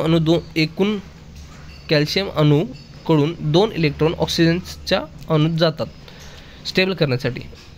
आता कॅल्शियमचा अणुअंक 20 आहे, बट त्याचे उदासीन 2 प्रोटॉन आणि 20 इलेक्ट्रॉन असतात, पण प्रत्येक कवचामध्ये 2, 8, 8 आणि 2 असतं. मग ह्याच्याकडे 2 जे आहे, आता तुम्हाला माहिती आहे जर अष्टकाचा नियम जर बघितला आपण तर इथे 2, 8, 8पर्यंत स्टेबल आहे, बट पुढे 2, 8, 8पर्यंत स्टेबल आहे, बट पुढे 2 एक्स्ट्रा आहेत. मग हे जर 2 एक्स्ट्रा दिले तर कॅल्शियम स्टेबल होणार आहे, म्हणून हे 2 इलेक्ट्रॉन तो ऑक्सिजनला जातो आणि CaO असं कंपाऊंड फॉर्म करतो, कॅल्शियम ऑक्साईड. NF3 च्या रेणूमध्ये ध्रुवीय अदुर्भाव हा टिंबटिंब आणि टिंबटिंब अणूंच्या दिशेने असतो. कुठल्या दिशेने जास्त असणार? कमी. ध्रुवीय अदुर्भाव म्हणजे फोर्स जी आहे, अट्रॅक्शन फोर्स, ती कमी असणार आहे आणि फुलरिनकडेच्या दिशेने असणार आहे ती फोर्स. म्हणजे डायपोल जे मुवमेंट बनतात, डायपोल मुवमेंट, आता हे थोडंसं कन्सेप्ट शिकायला थोडा वेळ जाईल, डायपोल काय असतं वगैरे. लक्षात ठेवा कुठलं हे NF3 असं NF3चं स्ट्रक्चर आहे. मग हे असं होणार. मग हे पॉवर Fकडे जास्त आहे खेचण्याची, म्हणून हे Fकडे दर्शवले जाणार आणि ह्याच्याकडे कमी पॉवर आहे नायट्रोजनकडे, तर त्यामुळे आपण हे कमी. फक्त इथे लक्षात ठेवा कन्सेप्ट, मी तुम्हाला पूर्ण कन्सेप्ट इथे शिकवू नाही शकणार कारण खूप मोठ्या कन्सेप्ट आहेत. तुम्ही तुमच्या जी पण स्टँडर्ड बुक आहे बघा, इथे सेम डायग्राम बनवली ती. मग हे कॅन्सल आउट करते कारण त्यांच्यावरती लोन पेर आहेत. खालीपैकी विधाने पहा. अणु विद्युत भार दृष्ट्या उदासीन असतो. जर तुम्हाला प्रत्येक कन्सेप्ट शिकायची असेल तर तुम्ही कमेंट करा, मी तुम्हाला प्रत्येक कन्सेप्ट शिकवू शकतो. ज्या ज्या कन्सेप्ट तुम्हाला अवघड जातात त्या कन्सेप्ट तुम्ही मेसेज करा, मी तुम्हाला प्रत्येक कन्सेप्ट समजवणार आहे. फक्त ह्या व्हिडिओमध्ये आपण PYQsवरती लक्ष देत आहे, मग त्यामुळे आपण आता PYQs कवर करण्याचा ट्राय करू, नंतर मग आपण कन्सेप्टवरती जाऊ. आधी PYQsमध्ये छोटे छोटे कन्सेप्ट करू आणि बेसिक ॲटलिस्ट बेसिक मार्क्स तरी मिळू. 7 पैकी आपण 5 तरी क्वेश्चन नीट करू पाहू, मग नंतर आपण बघू ते पुढचे 2 क्वेश्चन कसे सॉल्व करायचे, बरोबर. तरी आतापर्यंत मला वाटते फक्त 10% लोक उरलेली आहेत जे व्हिडिओ बघत आहेत अजून पण. मग त्यांना खरंच मी धन्यवाद देतो आणि तुम्ही पुढे जाऊन तुमचं सिलेक्शन होणार आहे. मला वाटतं असं तुमचं जास्तीत जास्त सिलेक्शन होणार आहे, खूपच चान्सेस आहेत. तर पुढे आणखी बघत राहा आणि जी PPT आहे ती कशी भेटणार मी खरंच एंडला सांगणार आहे, मग त्यामुळे बघत राहा व्हिडिओ. आणि कसं वाटतं, जर तुम्हाला चांगला वाटत असेल तर जरूर लाईक करा आणि कमेंट करून सांगा मला. तर अणुविद्युत भार दृष्ट्या उदासीन असतो. नंतर केंद्रकाभोवती फिरणारे इलेक्ट्रॉन ऋण विद्युत भार व केंद्रकावरील ऋण भार समान असतो. तर हे बेसिक कन्सेप्ट आहे, इथं काहीच नाही विचारलं आहे. फक्त जे ब स्टेटमेंटचे रॉंग आहे आणि ए स्टेटमेंट बरोबर आहे. तर जे थॉम्सनने प्लम पुडिंग मॉडेल तुम्हाला सांगितलं असेल, म्हणजे प्लम पुडिंग मॉडेलमध्ये काय सांगितलं आहे, एका टरबूजसारखं, म्हणजे जे बिया आहेत ते इलेक्ट्रॉन्स आहेत आणि बाहेरचं जे लाल लाल भाग आहे तो प्रोटॉन आहे, असं ते प्लम पुडिंग मॉडेल आहे ते सांगितलेलं आहे जे थॉम्सनने. नंतर अणूची संरचना मध्ये जे केंद्रक आहे म्हणजे न्यूक्लियसमध्ये काय असतं, प्रोटॉन आणि न्यूट्रॉन. प्रोटॉन म्हणजे पॉझिटिव्ह चार्ज, धन चार्ज. न्यूट्रॉन म्हणजे उदासीन, म्हणजे ज्याच्यामध्ये कुठलाही चार्ज नसतो आणि जे कक्षेबाहेर फिरतात ते इलेक्ट्रॉन्स असतात, त्याच्यामध्ये म्हणजे ऋण प्रभारी असतात, त्यांना इलेक्ट्रॉन म्हणतो. रुदरफोर्डने एक्सपेरिमेंट केला आणि सगळं सिद्ध करून दाखवलं. रुदरफोर्डच्या एक्सपेरिमेंटमध्ये जे थिन कॉईल वापरली गेली होती, गोल्डन थिन फॉईल, मग तिचा एक्सपेरिमेंट आहे तो 8वीच्या पुस्तकात किंवा 9वीच्या पुस्तकात दिलेला आहे महाराष्ट्र बोर्डच्या, ते बघून घ्या एकदा एक्सपेरिमेंट. नंतर थॉम्सनच्या अणु प्रकृतीमध्ये खालीलपैकी कोणते गुणधर्म स्पष्ट समजतात. तर अणूंची एकतटस्थता, मग तुम्हाला म्हणलं जे थॉम्सनचं प्लम पुडिंग मॉडेल तेच आहे, त्याच्यावरती क्वेश्चन आहे. 2 वेळा क्वेश्चन विचारला आहे, बघून घ्या आता. ट्रिटियमचे अर्धे आयुष्य 12 वर्ष असून त्याचं बीटा डिकेचा क्षय होतो, तर 25 वर्षानंतर त्याचा मूळ किती अंश शिल्लक राहील. 12 वर्ष जर डिके टाईम असेल तर 25 वर्षानंतर किती राहणार आहे, तर 12 अंश म्हणजे 50% गेला, मग त्याच्यामध्ये 0.25 शिल्लक राहील असं म्हटलेलं आहे त्यांनी. म्हणजे आता तुम्हाला हे मॅथ्स आला पाहिजे थोडंसं. अर्धा राहिला तर म्हणजे तर T½ तुम्हाला विचारलं आहे. T½ तुम्हाला माहीत असेल काय आहे हे. T½ कन्सेप्ट मोठी आहे. मग ट्रिटियम काय आहे, अधिक किरणोत्सर्जित करणारा समस्थानिक आहे, मग ज्याच्यामध्ये प्रोटॉन आणि 2 न्यूट्रॉन असतात, ते सांगितलेलं आहे मी आधी. अस्थिर केंद्राचे आयुर्मान 12 वर्षाने आहे, जे किरणोत्सर्गानंतर कालखंडाचा खूप कमी आहे. जलद क्षय होणार आहे असं आहे की फारच कमी ट्रिटियम शिल्लक राहते. पुढीलपैकी विधानांचा विचार करा. ऋणभारित बीटा कण हे धनभारित अल्फा कणापेक्षा जास्त अंतर्भेदी असतात. आहे का तुम्हाला ऋणभारित बीटा कण आणि अल्फा बीटा कण हे सगळं शिकवलं नाही मी आता शिकवणार आहे पुढे. तर बघा, उदासीन धन व अथवा ऋण नसलेले गामा कण हे बीटा कणापेक्षा जास्त अंतर्भेदी असतात. सर्वसाधारण उदासीन कणामध्ये धन अथवा ऋण भारित असतात, अंतर्भेदी 0 असतं. आता हे बीटा कण, अल्फा कण आणि गॅमा कण हे खूप महत्त्वाचा टेबल आहे. स्क्रीनशॉट काढा लवकर, स्क्रीनशॉट काढला. तर अल्फा कणमध्ये आपण काय करतो, प्रभार असतं +2चा, त्याच्यावरती पॉवर असते +2ची पॉवर +2. -1 बीटामध्ये आणि प्रभारित असतात. नंतर हे प्रकाशाच्या वेगाने 1/5 वेगाने धावतात. हे पण 1/5 आणि हे खूप जास्त वेगाने धावतात. नंतर हे ऋणप्रभारित पट्टीकडे आकर्षले जातात. हे पॉझिटिव्ह चार्जेस तर मग हे निगेटिव्हमध्ये आकर्षले जाणं. हे धनप्रभारित आहेत, म्हणजे धनप्रभारितकडे आकर्षले जाणं, कारण हे बीटा कण निगेटिव्ह आहेत, कुठलेही आकर्षित होत नाही. नंतर सर्वात जास्त कोण भेदू शकतो माहिती आहे का? अल्फा कण, गामा कण. गामा हे सर्वात जास्त भेदणारी शक्ती आहे गामामध्ये. तर गामा आहे बघा इथे दिले, गामाच्या सुमारे 10,000 पट जास्त 15 सेंटीमीटर जाडीचे शिसे तसेच 25 सेंटीमीटर जाडीचे लोहाचा धातूचा पडदासुद्धा भेदू शकतात गामाकण. फक्त अल्फामध्ये थोडंसं कमी आहे आणि बीटामध्ये सर्वात कमी आहे भेदन शक्ती. ते लक्षात ठेवा, कारण पुढे टेबलाचे हे जे क्वेश्चन आहे ते येणार आहेत. आता आयनीभवनाची शक्ती. आयनीभवनाची एक शक्ती म्हणजे काय? एखाद्या इलेक्ट्रॉनला त्याच्या ऑर्बिटमधून बाहेर काढण्यासाठी किंवा त्याच्यापेक्षा कमी ऑर्बिटच्या शक्तीमध्ये घालण्यासाठी किती एनर्जी द्यावी लागते किंवा घ्यावी लागते. आयोनायझेशन एनर्जी म्हणजे त्याला ऑर्बिटमधून बाहेर काढण्यासाठी अतिउच्च लागते अल्फा कणाला, सर्वात कमी बीटा कणाला आणि सर्वात कमी गामा कणाला लागते. लक्षात ठेवा. आता पुढे काय कणांचं विशेषता, कणांची विशेष. आता ह्याच्यातलं चार्जेस लक्षात ठेवण्याची, म्हणजे प्रत्येकाचं चार्ज लक्षात ठेवण्याची गरज तुम्हाला नाही आहे, पण राहिले तर चांगलीच गोष्ट आहे. आता प्रोटॉनचा चार्ज किती असणे? 1.67 × -10⁻27. आणि नंतर खाली न्यूट्रॉनचं पण सेम चार्ज, कारण तुम्हाला म्हणलं होतं एक न्यूक्लियसमध्ये मास कॉन्सन्ट्रेटेड आहे. आणि इलेक्ट्रॉनचं किती आहे? 9.1 × 10⁻31 आहे आणि -27 आहे वरती, हे लक्षात ठेवा. नंतर प्रोटॉनचा शोध कोण लावला? PG. लक्षात ठेवलं होतं ना, PG प्रोटॉनचा गोल्डस्टन. चॅडविक कोण होतं? न्यूट्रॉनचं NC लक्षात ठेवलं ना आपण, न्यूट्रॉन N आणि चॅडविकचा C. तसेच J थॉम्सन इलेक्ट्रॉनचा शोध लावला. आणि पुढे जे पोझिस्ट्रॉन, न्यूट्रॉन, मेजोस्ट्रॉन आणि फोटॉन आहेत ते नाही लक्षात ठेवलं तरी चालेल. आता इथे आयसोटोप्स आणि आयसोबारबद्दल विचारलेला क्वेश्चन आहे. टोप्स म्हणजे लक्षात ठेवा समस्थानिके. टोप्स म्हणजे टोप्स, खालचे टोप जे आहेत ती समान आहेत. कळालं? जे ॲटॉमिक अनुक्रमांक आहे तो सगळ्यांचा समान असेल तर त्यांना आपण आयसोटोप्स म्हणजे समस्थानिके असं म्हणतो. तरी ते आपण हायड्रोजनचा 1 अनुक्रमांक आहे, ड्यूटेरियमचा पण 1 अनुक्रमांक आहे, ट्रिटियमचा पण 1 अनुक्रमांक. त्यांचे भार क्रमांक वेगळे आहेत, अणुभार क्रमांक वेगळे आहेत, वस्तुमान क्रमांक. आता तसं इथे दिले आयसोबार टोप्स म्हणजे खालची बाजू बघायची आपण, आणि याच्यात बारमध्ये वरची बाजू 40 वरती बघता ना 40, इथे किती 58 आणि 58. तसंच म्हणजे आयसोबारमध्ये आपण अणुवस्तुमान सेम बघलेलं आहे. ज्या मूलद्रव्यांचं अणुवस्तुमान सेम असणार आहे ते आयसोबार म्हणतात. लक्षात राहील, लक्षात ठेवा. आणि आयसोटोन्स N येते ना मध्ये, N म्हणजे न्यूट्रॉन सेम पाहिजे बस. आता पुढचं काय? सेम हे आयसोटोप आयसोबारवरती विचारलं आहे. केंद्रकमध्ये काय असतं, न्यूट्रॉनमध्ये काय असतं, ही बेसिक कन्सेप्ट तुम्हाला मी आत्ता सांगितली. नंतर इथे काय विचारलं आहे? अल्फा कण यांनी शोधून काढला. अल्फा कण कोण शोधून काढला? आता मी सांगितलं होतं. कोण एक्सपेरिमेंट केला होता? तो गोल्डथिनचा, रुदरफोर्ड, बरोबर. J Thompson.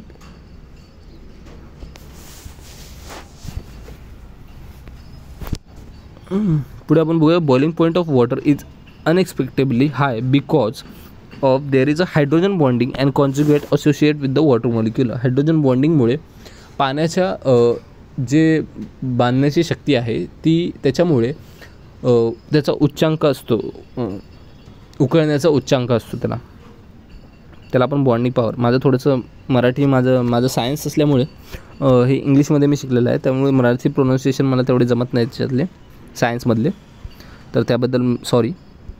नंतर इथे काही दिलेत. नंतर बंधाचे प्रकार, chemical bonding, ionic bond, covalent bond, नंतर कोऑर्डिनेशन बॉन्ड, नंतर हायड्रोजन बॉन्ड. रमन इफेक्ट काय असतं? रमन इफेक्ट म्हणजे स्कॅटरिंग ऑफ लाईट, फोटॉन आणि रेणूंचं अस्थिर म्हणजे इनइलॅस्टिक कोलिजन असतं. इनइलॅस्टिक कोलिजन त्याला आपण रमन इफेक्ट म्हणतो. आणि रमन जे आहेत सायंटिस्ट रमन, त्यांना नोबेल पुरस्कार भेटला होता, हे लक्षात ठेवा. हे बघा, नोबेल पुरस्कार, रसायनशास्त्रातले नोबेल पुरस्कार 1930 भेटला होता. Stokes scattering, anti Stokes scattering हे नाही लक्षात ठेवलं चालेल. इनइलॅस्टिक कोलिजन लक्षात ठेवा रमन इफेक्टमध्ये. इनइलॅस्टिक कोलिजन, फोटॉन आणि रेणूंचं इनइलॅस्टिक कोलिजन. भारताच्या अणुऊर्जा आयोगांचे खालीलपैकी अणुऊर्जा आयोगाच्या अध्यक्षांची कालक्रमाने माहिती लावा. आता हे अणुऊर्जाचे अध्यक्ष तुम्हाला त्यावेळेस लक्षात राहिले असे पण तरी आपण थोडीशी माहिती बघून घ्या. अणुऊर्जा आयोग हा 3 ऑगस्ट 1948 रोजी स्थापन करण्यात, मुख्यालय मुंबई येथे होतो. मुंबई येथे होमिओबा ॲटॉमिक रिसर्च सेंटर आहे, तुम्हाला माहीत असेल. 1954मध्ये राष्ट्रपतीच्या अध्यादेशाद्वारे अणुऊर्जा खात्याची स्थापना करण्यात आली, डिपार्टमेंट ऑफ ॲटॉमिक एनर्जी, आणि atomic energy regulation body AERB ची स्थापना करण्यात आली 1983मध्ये. कार्यक्रम अणुऊर्जेचा वापर व शांततेच्या कामासाठी करणे. नंतर बाबा ॲटॉमिक रिसर्च सेंटर मुंबई दिला. Indira Gandhi research centre for atomic research ICGR ते आहे तामिळनाडूमध्ये आहे. तर असे सगळे रिसर्च आहे. आणि अणु आयोगाचे अध्यक्ष दिले, तर पहिला अध्यक्ष कोण असणार, होमी बाबा. विक्रम साराभाई, NSC सेठाना, आणि आत्ताचे कोण आहेत, अजित कुमार मेहंती, जे रिसेंट आहेत ते पण लक्षात ठेवा, अजित कुमार मेहंती. आयसोटोप आणि आयसोबार तुम्हाला आधीच सांगितलं आहे. युरेनियमचे समस्थानिक एकूण 6 आहेत, लक्षात ठेवा, आणि पोलियमचे एकूण सर्वात जास्त समस्थानिक आहेत. म्हणजे आयसोटोप्स म्हणजे खालचे, अणुक्रमांक सेम पाहिजे. आयसोबार म्हणजे वरचे, बार म्हणजे वरचे, अणु वस्तुमान सेम पाहिजे त्यांचं, म्हणजे ए सेम पाहिजे त्यांना.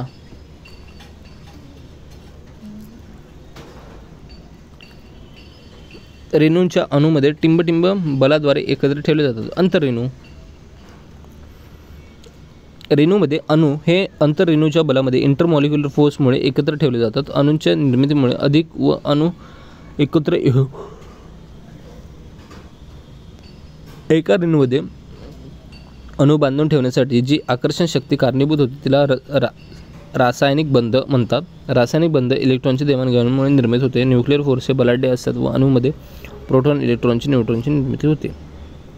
आता हे पण लक्षात ठेवा. हां, हे डोबरमॅन ट्रायड असं म्हटलं जातं यांना. आता याच्यामध्ये एक जेव्हा आपलं पिरियडिक टेबल निर्माण होत होतं तेव्हा डोबरमॅनने ट्राय केलं होतं की कसं पिरियडिक टेबलमध्ये रिलेशन काढता येईल. तर हे त्रिक हे लक्षात ठेवा. जर एक्झाममध्ये काय होऊ शकतं, हे असे 3 पर्यायामध्ये त्रिक बरोबर दिलं असेल आणि एक चुकीचा कुठला तरी त्रिक दिला असेल, ते तुम्ही डायरेक्ट एलिमिनेट करू शकता. कळालं. तर लिथियम, सोडियम, पोटॅशियम म्हणजे ह्याचं काय असतं, लिथियम आणि पोटॅशियम यांचा अनुमास आपण जर ॲड केलं आणि त्याला त्यांचं ॲव्हरेज जर काढलं तर सोडियमचं ॲटॉमिक मास एवढं येणार आहे असं इथे म्हटलेलं आहे.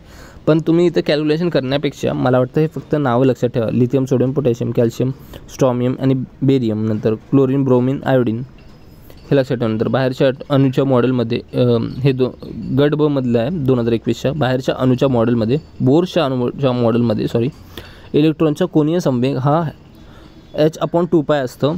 बरं, अणुभू अविभाजक गुणक आहे. एकाच वेळी इलेक्ट्रॉन अचूक स्थानी आणि अचूक संवेगाची निश्चित करणे शक्य आहे, हे हायसेनबर्ग यांनी सुचवलं. हायसेनबर्ग यांनी अनप्रेडिक्टेबिलिटीचं इक्वेशन दिलं होतं. त्यांचं इक्वेशन खूप मोठं आहे आणि जर तुम्हाला टाईम भेटला तर तुम्ही बघू शकता, खूप मस्त आहे ते हायसेनबर्गचं इक्वेशन. नंतर अणुविषयक संशोधनासंबंधित असलेले शास्त्रज्ञ ओपनहायमर, तुम्ही आत्ताच पिक्चर आला ह्याचा, हे पण तुम्हाला माहीत क्लिक होईल लगेच, ओपनहायमरबद्दल. नंतर निल्स बोर आणि नंतर फर्मी ज्यांनी रेडिओ ॲक्टिव्हिटीचं डिस्कवरी केली आहे. नंतर अँटीमॉन्डिंग इलेक्ट्रॉन कशाने दर्शवलं जातं हे बघून घ्या. नंतर इलेक्ट्रॉन वोल्ट पॉईंट, तर न्यूट्रॉन औष्णिक न्यूट्रॉन होतो. हे तेच क्वेश्चन आहे, छोटे छोटे 1 सेंटेन्समध्ये विचारलेले क्वेश्चन आहेत. तर जर परिभ्रमण क्वांटम क्रमांक जर L असेल तर त्या सबशेलमध्ये किती इलेक्ट्रॉनची कमाल संख्या असेल, तर 2 × 2L+1 असते. तर ही फॉर्म्युला आहे, तो तुम्ही अणूचा चॅप्टर असेल ना ॲटम, त्याच्यामध्ये तुम्ही फॉर्म्युले ते 2-4 फॉर्म्युले लिहू शकता, तेही विचारू शकता डायरेक्ट. प्रदीर्घ आवर्तन सारणीमध्ये long form of periodic table या मूलद्रव्यांचे विकिरण संबंध डायगोनल रिलेशन BNC LI आणि MG डायगोनल रिलेशनशिप आहे, म्हणजे आडवे रिलेशन ह्यांचे लागतात, म्हणजे सेम प्रॉपर्टी दर्शवतात. अणुऊर्जा एक क्वेश्चन आलेला आहे एकदा 2019मध्ये, तर थोडासा डिफिकल्टमध्ये क्वेश्चन होता हा. अणुकेंद्रकाभोवती दुसऱ्या भ्रमण करणाऱ्या इलेक्ट्रॉनची एनर्जी 3.4 इलेक्ट्रॉन वोल्ट आहे. तर तिसऱ्या भ्रमण करणाऱ्या कक्षेची ऊर्जा किती. आता तुम्हाला एक फॉर्म्युला असेल तर हे लक्षात राहणार आहे. इलेक्ट्रॉन वोल्ट, आता जर तुम्हाला एनर्जी काढायची एखाद्या ऑर्बिटमध्ये फिरणाऱ्या इलेक्ट्रॉनची, तर त्याला kz² upon the number of orbit into त्याचा स्क्वेअर. तर इथे सेम फॉर्म्युला आहे, हे बघा. आता जर जे आपल्या कक्षेत फिरणारे इलेक्ट्रॉनची एनर्जी दिली दुसऱ्या कक्षेत फिरणाऱ्या 3.4 आहे इंटू kz² अपॉन, आता दुसऱ्या कक्षेत फिरते म्हणजे 2 त्याचा स्क्वेअर 4, तर kz² अपॉन 4 इक्वल टू 3.4 आणि kz² आपण व्हॅल्यू काढू. आपला तसंच तिसऱ्या कक्षेत फिरणारे ह्याचं काढायचं आहे. मग त्याची जी energy equal to kz² upon 3चा स्क्वेअर, म्हणजे तिसऱ्या कक्षेत फिरते म्हणून त्याचा स्क्वेअर, तर 9. आता kz² आपण वर व्हॅल्यू काढली 3.4 × 4, मग ती लिहायची आणि एनर्जी काढून घ्यायची, सोपं आहे. जर असं क्वेश्चन आलं तर डायरेक्ट लक्षात ठेवा फॉर्म्युला. आता पुढे बघूया रासायनिक अभिक्रिया. हे थोडंसं डिफिकल्ट चॅप्टर जाईल तुम्हाला थोडंसं, जर तुम्हाला माहिती नसेल तर. ॲसिडिक आम्ल इथे दिलेलं आहे. आपल्याला इथे काय विचारलं आहे, एकमेकात मिसळले तर मोलार फ्रॅक्शन विचारलं आहे. मोलार फ्रॅक्शन काय असतं, आधी प्रत्येकाचं मोल फ्रॅक्शन काढून घ्या. ॲसिडिक ॲसिडचं आम्ल CH3COOH आधी फॉर्म्युला माहीत पाहिजे, फॉर्म्युला दिल्यावरच. नंतर हा अनुभार किती काढून घ्या. आता Cचं आपल्याला माहिती आहे C×2 प्लस O किती आहे 2 × H4. आता 4 आहेत ना, ह्याची ते 4 आहेत. H3 प्लस H किती होतात 4 आणि O किती आहेत 2, C किती आहेत 2 कार्बन, C म्हणजे कार्बन, O म्हणजे ऑक्सिजन. मग आता प्रत्येकाचं टाकून आपण जर अनुभार काढलं तर 60 आहे. आणि एक मोल ऑफ ॲसिटिक ॲसिडमध्ये कसं काढणार, एक mole of acid acid 60 × given weight किती 180 आहे. आणि फॉर्म्युला काय तर जर मोल फ्रॅक्शन ऑफ ॲसिटिक ॲसिड करायचं आहे, mole of acetic acid upon mole of acetic acid plus H2O, म्हणजे पाण्याचं पण मोल आपल्याला काढायचं आहे. म्हणजे एखाद्या द्रावणातील जर तुम्हाला कुणाचे मोल फ्रॅक्शन काढायचं आहे तर ते ज्याचं काढायचं आहे ते आपण खाली पूर्ण टोटल जे द्रावण आहे त्याचं काढणार मोल. आता किती मोल ऑफ ॲसिड असणार तर 160 ग्राम दिलेलं आहे त्यांनी किती ॲसिटिक ॲसिड, आपण त्याचं अनुभार किती आहे 60 आहे. तर किती येणार आन्सर 3 येणार. 3 मोल ऑफ ॲसिटिक ॲसिड. वॉटरचं किती असणार 18 दिलं, 180 दिलं आहे वॉटरचं, किती ग्राम वॉटर आहे. आणि आपण खाली अनुभार 18 तर 10 येतं आहे. आणि 3 आहे कॅल्क्युलेट करून 0.23 येतं आहे. कळालं, समजलं आहे तर कमेंट करून सांगा तुम्हाला जर समजते तर. आता ह्याच्यात आपल्या वीची ऑक्सिडेशन स्टेट फाईंड करायची. आता आपण इथे कसं लिहू शकतो याला वीचं ऑक्सिडेशन स्टेट. आता ह्याचं ट्रिक आहे, तर ट्रिक तुम्हाला आताच नाही कळणार, जर सायन्सचे स्टुडंट असेल तरच कळणार तुम्हाला. इथे 2 × V, आता 2 आहेत ना आपल्याकडे V, आणि प्लस ऑक्सिजनची ×7. नंतर आपण इथे काय करणार, सॉरी इथे दिलेलं आहे आपण ते बघू शकतो. हे बघा 2 × X आपल्या जे Vची स्टेट काढायचे प्लस 7 × -2, कारण ऑक्सिजनची आपल्याला माहिती आहे ऑक्सिडेशन स्टेट -2 असते. आणि इक्वल टू टोटल किती असते -4 चार्ज आहे. तर पुढे जाऊन आपण जर बघितलं तर हे कॅल्क्युलेट केलं तर X × 5 म्हणजे 5 ही ऑक्सिडेशन स्टेट आहे Vची. इथे पण तेच मोलर मास काढून त्याचं मोल फ्रॅक्शन विचारलेलं आहे, जसं पहिले आपण क्वेश्चनमध्ये केलेलं आहे. पुढे काहीतरी रासायनिक अभिक्रियेचा वेग हा साधारणपणे, रासायनिक अभिक्रियाचा वेग हा सुरुवातीला जास्त असतो, कारण त्याची रिॲक्टन्सची कॉन्सन्ट्रेशन जास्त असते स्टार्टिंगला, आणि नंतर जसं जसं रिॲक्शन होत जाते तसं तसं रिॲक्शनची कॉन्सन्ट्रेशन कमी होते रिॲक्टंटची, आणि मग वेळ जास्त लागतो. सौम्य क्षपनक आहे आणि जो फक्त कार्बोनिल घटकांचं क्षपन करतो. उदाहरणार्थ नायट्रोजन कार्बोनिल दुहेरी निबंधक असतात. त्याच्यात काय होतं NaBH4 हा सौम्य संक्षेपक आहे, क्षपनक गुणधर्म आहे. नायट्रोकार्बोक्सिल दुहेरी बंधक व इस्टर गटाच्या उपस्थितीत कार्बोनिल गटाचं क्षपनक म्हणून त्याचा मुख्य वापर आहे. अल्कोहोलमध्ये अल्डिहाइड आणि केटोनचे क्षपनक करण्यासाठी हे खूप प्रभावी आहे. खालीपैकी कोणत्या रासायनिक अभिक्रियेत ऑक्सिडेशन क्षपन क्रियेत मोडतात, म्हणजे रेडॉक्स रिॲक्शन विचारलं आहे त्यांनी. ऑक्सिडेशन आणि रिडक्शन दोन्ही झालं पाहिजे त्यात. तर ओझोनचं जर आपण डिकम्पोजिशन बघितलं ऑक्सिजन आणि नवजात ऑक्सिजन असं होतं. आणि रासायनिक अभिक्रियेत जर अभिक्रिया करताना हायड्रोजन निघून जातो आणि उत्पादकातून मिळतो त्याला ऑक्सिडीकरण असे म्हणतात. ओझोन भेटतोय तरी ऑक्सिडेशन म्हणू शकतो आपण त्याला. जर हायड्रोजन निघून जातो तर त्याला आपण ऑक्सिडेशन क्रिया म्हणतो, हे लक्षात ठेवा. तसंच आहे जसं ॲसिडमध्ये आपण लुईस ॲसिड गेलं, प्रोटॉन डोनर असला किंवा इलेक्ट्रॉन ॲक्सेप्टर असला तर त्याला आपण लुईस ॲसिड म्हणतो. तशाच प्रकारे जर ऑक्सिजन आपण देतोय तर त्याला ऑक्सिडेशन रिॲक्शन म्हणतो. आणि जर आपण H+ निघून जातो, हायड्रोजन निघून जातो तर त्याला अभिक्रियास आपण ऑक्सिडेशन असे म्हणतो. रिडक्शन पण तशाच प्रकारे आपण बघायचं आहे. इथे डेफिनेशन दिले त्यामुळे डेफिनेशन बघू शकता आणि तेच रिॲक्शन विचारलं आहे. कॅल्सिनेशन प्रक्रियेतून डॅश बाहेर पडतो. कॅल्सिनेशन प्रक्रियेतून कार्बन डायऑक्साईड बाहेर पडतो, तसेच पाणी पण बाहेर पडतो. हे धातूंवरती अवलंबून असतं. कॅल्सिनेशन रिॲक्शन म्हणजे thermal treatment of solid chemical compound where by the compound is raised by high temperature without melting under restricted supply of ambient oxygen. म्हणजे कमी म्हणजे ऑक्सिजन सप्लाय कमी केला जातो आणि जेव्हा हाय टेम्परेचरमध्ये तापवलं जातं कॅल्शियमला. कॅल्सिनेशनचं उदाहरण दिले हरितशास्त्र. रसायनशास्त्र म्हणजे काय, रसायनशास्त्र म्हणजे बिनविषारी द्रव्यांचा वापर करून पर्यावरणपूरक उत्पादन तयार करणे. हे काय नाही विचारलं तुम्ही, हरितशास्त्राने तुम्ही लगेच केलं असतं ते. खालीपैकी कोणती रासायनिक अभिक्रिया अमोनिया तयार करण्यासाठी वापरली जाते? आता हे बघा, सगळीकडे अमोनिया तयार होऊ शकतो रिॲक्शनमध्ये. आता तुम्हाला जर रिॲक्शन माहीत असेल तरच हे तुम्ही क्वेश्चन अटेम्प्ट करा, नाहीतर नका करू, कारण 100% ही चुकण्याची गॅरंटी आहे. जर रिॲक्शन माहीत असेल तरच करा. आता हे रिॲक्शन लक्षात ठेवा तुम्ही डायरेक्ट. आता प्रत्येक रिॲक्शन तुम्हाला लक्षात राहील असं नाही आहे, पण काही काही इम्पॉर्टंट रिॲक्शन मी म्हणणार आहे ते लक्षात ठेवा. आता ही हर्ब्स प्रोसेस आहे जी N2 आणि H2 तयार करते, ती हर्ब्स प्रोसेस म्हणतात तिला. ही लक्षात ठेवा. वरची पण लक्षात ठेवा. अमोनिया सॉल्टसोबत जेव्हा सहंत अकलीमध्ये अमोनिया पण रिलीज होतो. इथे काय झाले, सुक्रोज अरेबिक ऑक्सिडेशन होऊन अधिकतम किती ATP तयार करतात? हा तर बायोलॉजीमध्ये क्वेश्चन विचारला जाऊ शकतो. बायोलॉजीमध्ये तुम्हाला रेस्पिरेशन या चॅप्टरमध्ये हा क्वेश्चन विचारला जाऊ शकतो. जर ग्लायकोलायसिस काय असतं, फोटोफॉस्फोरिलेशन काय असतं, ATPs काय असतं.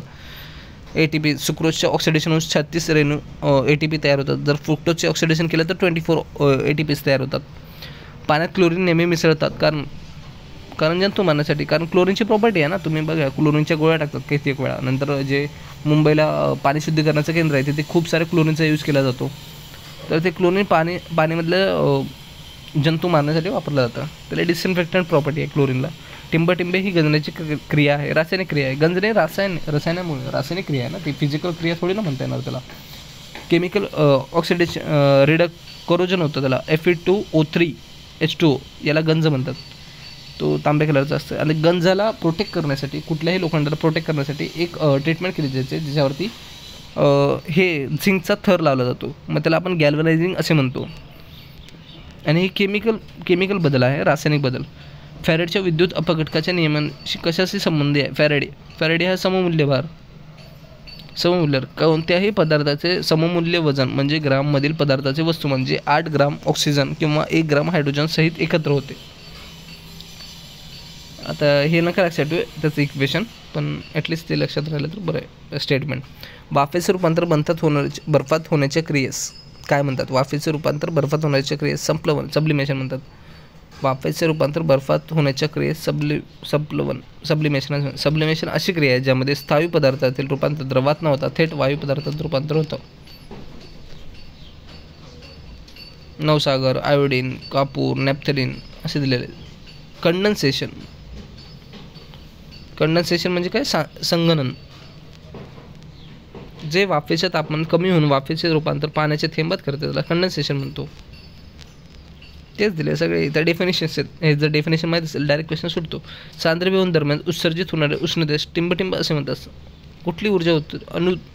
अनुद्भूत म्हणजे काय? आता हे रिलेटिव्ह ह्युमिडिटी तुम्हाला माहिती आहे. ॲब्सोल्यूट. अनुद्भूत ऊर्जा म्हणजे पदार्थाच्या स्नायूमधून द्रवात किंवा वायूमध्ये रूपांतरित होताना जी ऊर्जा लागते किंवा खर्च होते. लॅटेंट हीट असे म्हणतात त्याला, अनुद्भूत ऊर्जा.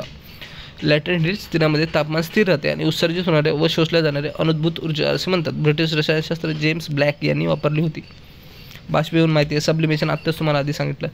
नंतर N2-3H2O ही हर्ब्स प्रोसेस आहे. तुम्हाला आधी म्हटली होती, ही अमोनिया तयार करण्यासाठी वापरले जाते. तर ह्याच्यामध्ये एक ली चॅटरले प्रिन्सिपल वापरलं जातं. तर त्याला आपण आधी कमी दाब देतो आणि उच्च दाब देतो. कारण आता इथे तुम्हाला ली चॅटर दिलंच आहे बरोबर. जर रिॲक्टर साईडला कॉन्सन्ट्रेशन इन्क्रीज केलं तर आपली म्हणजे जर आपण त्याचे अभिक्रियाचे घटक वाढवले तर आपली रिॲक्शन लवकर होणार आहे बरोबर. ज्या साईडला कमी गॅस मॉलिक्यूल आहेत त्या साईडला जर आपण प्रेशर वाढवलं तर गॅस मॉलिक्यूल जिथे कमी आहेत ती रिॲक्शन फेवरेट करणार आहे. म्हणून इथे आपण काय करणार, आणि ही रिॲक्शनमध्ये आपण हीट बाहेर पडते, मग आणखी हीट देऊन ती रिॲक्शन स्लो होणार आहे. त्यामुळे आपण हीट कमी द्यायची म्हणजे तापमान कमी करायचं आहे आणि दाब वाढवायचा आहे. म्हणून पर्याय 1 बरोबर आहे. तर फक्त ह्या रिॲक्शनमध्ये लक्षात ठेवा, दाब वाढवायचा आहे, तापमान कमी करायचं आहे, हे लक्षात ठेवा. जर नाही कन्सेप्ट कळत आहे फक्त लक्षात ठेवा. मी बोलतो डायरेक्ट MPSCमध्ये रट्टाफिकेशन इम्पॉर्टंट आहे, UPSCमध्ये पण आहे, बट MPSCमध्ये खूप आहे आणि PYQचं तर खूपच इम्पॉर्टंट आहे. ते बघा, हर्ब्स प्रोसेस दिलेली आहे. उग्र वास येतो, हवेपेक्षा हलका असतो आणि द्रवणीय संगतीत आहे. अमोनियाचा उपयोग होतो. जसं जसं रासायनिक अभिक्रिया होते तसं वेळेनुसार त्याचा वेग मंदावतो, कमी होतो. कारण रासायनिक त्याचे जे रिॲक्टंट्स आहेत त्याचं कॉन्सन्ट्रेशन कमी होणार आहे आणि रिॲक्टंटचं कॉन्सन्ट्रेशन कमी झाल्यामुळे रासायनिक वेग मंद होणार आहे बरोबर. रासायनिक अभिक्रियाचे प्रकार: combination reaction, decomposition reaction, displacement reaction, double displacement, हे सगळे रिॲक्शनचे प्रकार आहेत. ते तुम्ही एकदा बघून घ्या. बघा, याचा स्क्रीनशॉट काढा आणि तुम्ही एकदा बघून घ्या.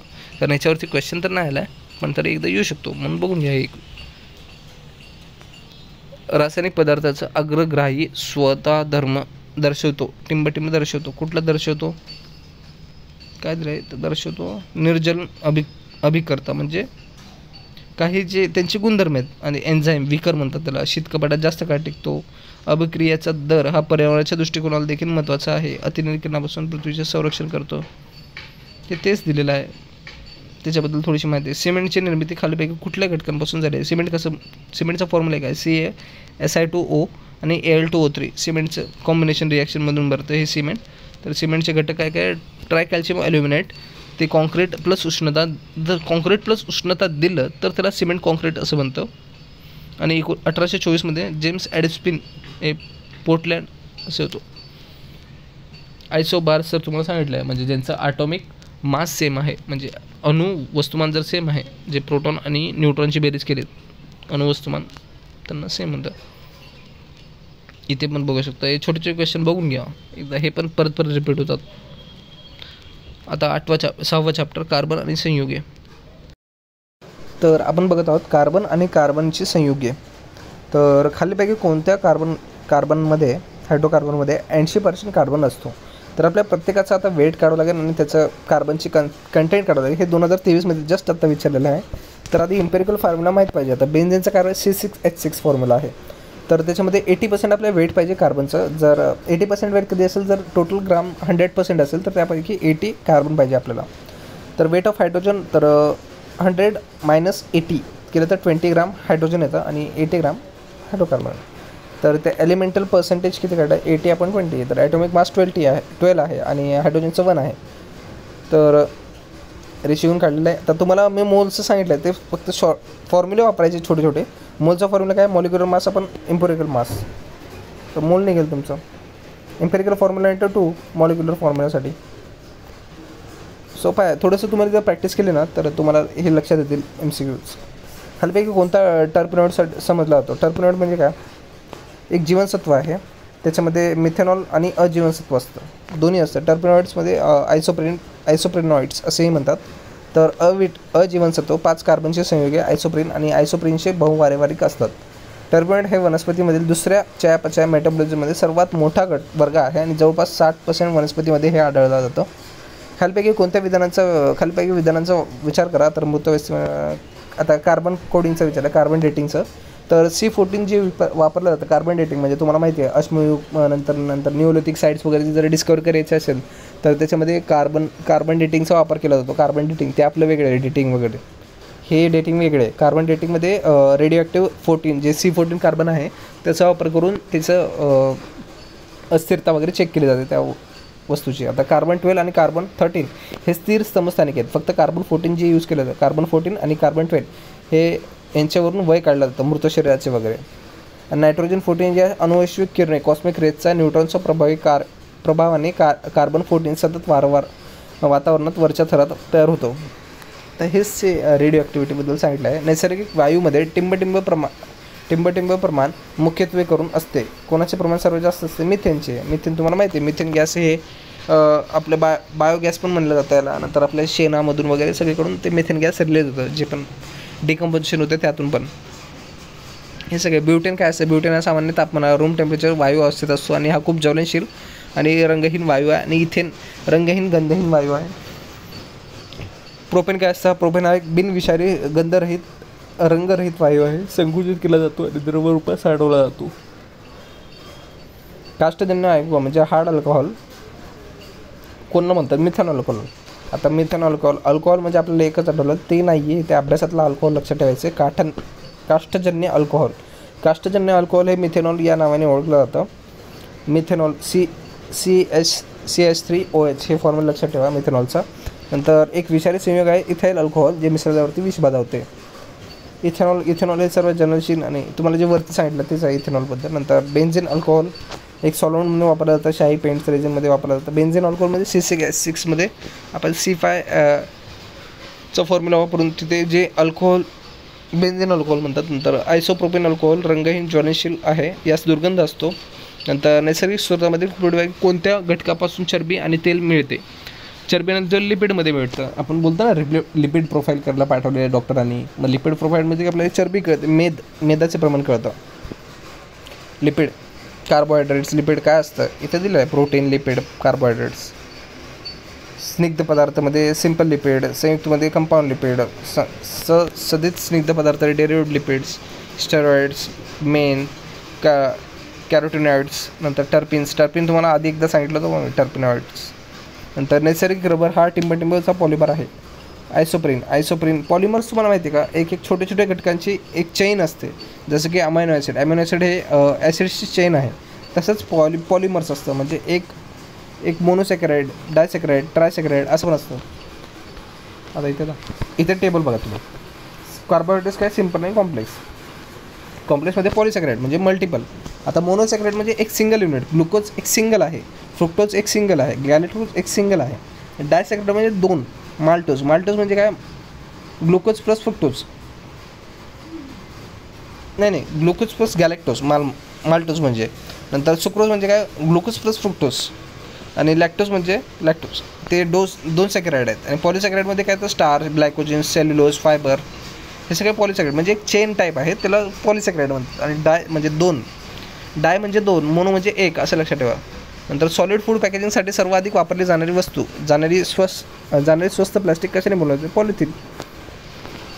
पॉलिथिनच्या थैली आपण बोलत नाही का, पॉलिथिनच्या थैली द्या कुठल्याही दुकानावरती गेले. सर्वात घातक आहे आपल्या पर्यावरणासाठी पॉलिथिन. इथिलिनचा फॉर्म्युला बघून घ्या, स्टायरिनचा फॉर्म्युला, ते थर्मोकॉल वापरण्यासाठी बोलतात, स्टायरिन बोलतात ना त्याला. नंतर PVC जे पाईप बनवण्यासाठी वापरलं ना, PVC. नंतर इथे पॉलिअक्रिलिक नायट्राइड जे गरम कपडे, ब्लँकेट बनवण्यासाठी. टेफ्लॉन काय असतं, निर्लेप भांडी, म्हणजे जे आपण नॉनस्टिक कुकवेअर बोलतो ना त्याला, ते टेफ्लॉन वापरलं जातं. हे सगळे युज दिले. हा टेबल एकदा बघून घ्या, तरी पण इम्पॉर्टंट वाटतं मला टेबल, बघून घ्या एकदा.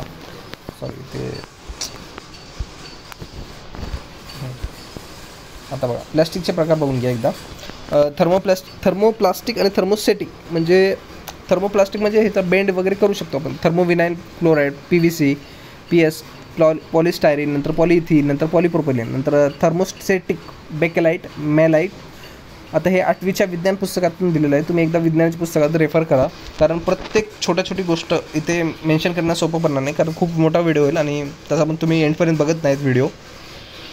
आता जे पण बघतात त्यांनी पूर्ण लाईक करा हा व्हिडिओ, कारण आजपर्यंत तुम्ही बघितलं आहे, तुम्ही इथपर्यंत लाईक तरी करू शकता. भारतात इथेनॉलवरती धावणारी पहिली बसची सुरुवात टिंबटिंबे शहरात झाली, नागपूर. आपल्या नागपूरमध्ये सुरुवात झाली, मग हे लक्षात ठेवा. नंतर इथेनॉलचे रेणूसूत्र काय, C2H5OH. तर इथे कुठला क्वेश्चन बघण्यासारखा, क्लोरोफ्लोरोकार्बन हा फक्त मानवनिर्मित घटक आहे, जो वातावरणात पूर्णपणे मानवनिर्मित आहे. क्लोरोफ्लोरो जे आपण AC मधून किंवा रेफ्रिजरेटरमधून निर्मित होतो आणि जे पर्यावरणासाठी खूप हानिकारक आहे. तर पुढे आपण बघूया, पुढे कुठलं चॅप्टर आहे. हां, मूलद्रव्यांचे वर्गीकरण. म्हणजे जसं की आता जर क्वेश्चन दिला आहे एक, जर 1 मोल आदर्श वायुमानाचे आकारमान, मानक तापमान आणि दाबाला 22.4 लिटर असेल, तर सर्वकर्ष वायूचे स्थिरांक म्हणजे R जे गॅस कॉन्स्टंट म्हणलं. तर हे तुम्हाला इक्वेशन माहीत पाहिजे, PV = nRT. आता जे सायन्स स्टुडंट आहे त्यांना तोंड पाहत असेल हे इक्वेशन, त्यांनी युनिव्हर्सल गॅस कॉन्स्टंट त्याला माहीतच आहे. तर त्याची व्हॅल्यू विचारली. जर व्हॅल्यू कधीही कॉन्स्टंट असणार आहे, जेव्हा ॲटमॉस्फिअर ATM म्हणजे ॲटमॉस्फिअरिक युनिटमध्ये दिलं असेल, टेम्परेचर केल्विनमध्ये असेल आणि व्हॉल्यूम लिटरमध्ये असेल, तर याची व्हॅल्यू काय येणार, 0.082 ॲटमॉस्फिअर लिटर मोल (1 - 1) आणि नंतर केल्विन.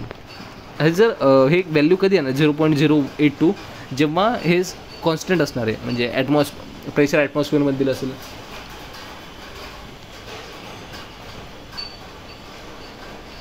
म्हणजे जर सगळ्या कंडिशन सॅटिस्फाय असेल तेव्हाच ती व्हॅल्यू असणार आहे.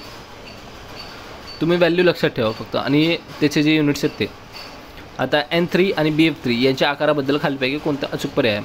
आता तुम्हाला प्रत्येकाचे आकारमान माहीत पाहिजे. तर इथे मी थोडंसं झूम करतो आणि हा टेबल तुम्ही स्क्रीनशॉट काढून एकदा वाचू शकता. इथे प्रत्येकाचे आकार दिलेले आहेत, म्हणजे ट्रायगोनल, प्लेनार, टेट्राहेड्रल, पिरॅमिडल, कोणाकोणाचा कुठला आकार आहे ते लक्षात ठेवा. आता ही प्रत्येकाचे आकार तुम्ही कसे आले, कसे डिस्क्राईब करणार, कसे तुम्हाला एक्झाममध्ये काढायचे आहेत, हे तुम्हाला एक्झाममध्ये कोणी काढून विचारणार नाही, डायरेक्ट ऑप्शन दिले तुम्हाला टिक करायचे. म्हणून त्यामुळे हे बेसिक आकार असतात ते लक्षात ठेवा. आणि CO2चा आकार लिनियर आहे, मग लिनियर लक्षात ठेवा, असं डायरेक्ट पाठ करून ठेवा.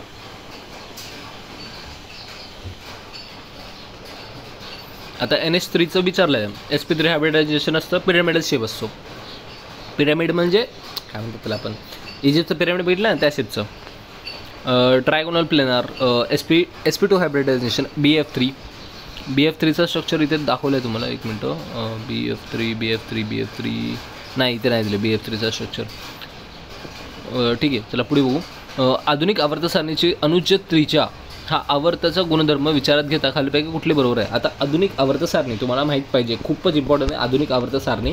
त्याच्यामध्ये त्यांच्या जे प्रॉपर्टीज आहेत, जर डाव्या बाजूला गेलं तर काय होणार, वरून खाली गेलं तर काय होणार, खालून वर गेलं तर कुठली प्रॉपर्टी चेंज होते, ते सगळ्या प्रॉपर्टीबद्दल इथे विचारलं आहे. आता मूलद्रव्यांची भौतिक आणि रासायनिक गुणधर्म हे त्याच्या अनुगुणांच्या आवर्ती फले. आता हे कधी विचारलं आहे क्वेश्चन आहे 2020मध्ये, म्हणजे आवर्त सारणीवरती क्वेश्चन येणं स्वाभाविक आहे. तर इथे काय दिले, आधुनिक आवर्त सारणी डाव्या ओळीने आवर्त म्हणजे ग्रुप्स म्हणतात आणि उभ्यांना डाव्यांना पिरियड्स म्हणतात आणि उभ्यांना ग्रुप्स म्हणतात. आता आवर्त सारणीमध्ये 7 आवर्तन आहेत आणि 18 गण आहेत, म्हणजे 18 ग्रुप्स आहेत. 7 जे आहेत 7 अंक आहेत ते एकाच आवर्तनाचे असलेल्या मूलद्रव्यांच्या कक्षा क्रमांक आणि आवर्तन क्रमांक असा सारखाच असतो. सोडियम हा 3ऱ्या आवर्तात येतो म्हणून त्याला 3 कक्षा आहेत. असं हे प्रत्येक गुणधर्म आहेत. आता तुम्हाला पिरियोडिक टेबल माहितीच असेल, तुम्ही 8वीत शिकलेला आहात ते, मग त्याच्यावरती बेसिक क्वेश्चन विचारलेले आहेत. तर इथे महत्त्वाचं काय आहे, तर महत्त्वाचे हे 4 लाईन्स आहेत. हे 4 लाईन कशाही करून लक्षात ठेवा. आता कोणत्याही गणाच्या वरून खाली जाताना मूलद्रव्याची विद्युत घनता वाढत जाते तर विद्युत ऋणता कमी होत जाते. कोणत्याही आवर्ताने डावीकडून उजवीकडे जाता मूलद्रव्याची विद्युत ऋणता वाढत जाते आणि विद्युत घनता कमी होत जाते. हे कमी होत जाते, वाढत जाते, कुठे कमी होते हे लक्षात ठेवायचं आहे तुम्हाला. आणि इथे काही ट्रिक दिलेले आहेत. तुम्हाला मी ट्रिक आधीच दाखवले आहेत, इथे बघू नका. तुम्हाला मी आधीच सांगितले ते पाठ कसे करायचे काय नाही आणि कसे काढले जातात ते पण सांगितलं आहे तुम्हाला. सोडियम, लिथियम, पोटॅशियम यांचा ट्रिक वगैरे. डोबरमॅनस ट्रायड असं म्हणतात, डोबरमॅनस ट्रायड. आता इथे खंड दिलेला आहे आणि खंडामध्ये बाहेरील कक्षेतील, अपूर्ण कक्षेतील, S खंड, P खंड, D खंड तुम्हाला माहीतच असेल. S block, P block, D block, F block. तर F ब्लॉकमध्ये काय तर लॅन्थेनाइड्स, ॲक्टिनाइड्समध्ये बाहेरील कक्षेतील इलेक्ट्रॉन्स किती असतात 2, अपूर्ण कक्षा 3 असं दिलेलं आहे. मूलद्रव्य, धातू.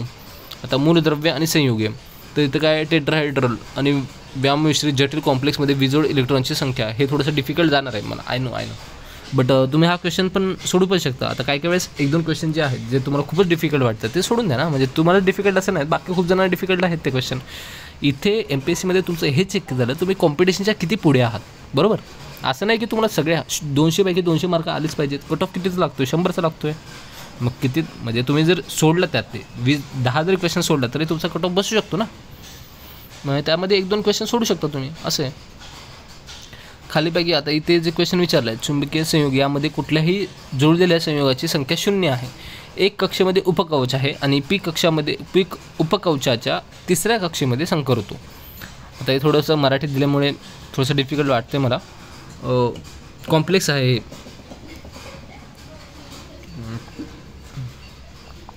प्रतिचुंबकीय संयोग असे आहे. खालील दिलेल्या विधानांपैकी कोणती विधाने बरोबर आहेत, म्हणजे HF आणि H2O ही ध्रुवीय संयोग आहेत आणि CH4 आणि CO2 ही ध्रुवीय संयोग नाही आहेत. खूपच मोठं स्टेटमेंट आहे हे. आणि नंतर CO2 आणि H2O हे ध्रुवीय संयोग नाही. ध्रुवीय संयोग म्हणजे काय, पोलर कंपाऊंड आणि नॉन पोलर कंपाऊंड.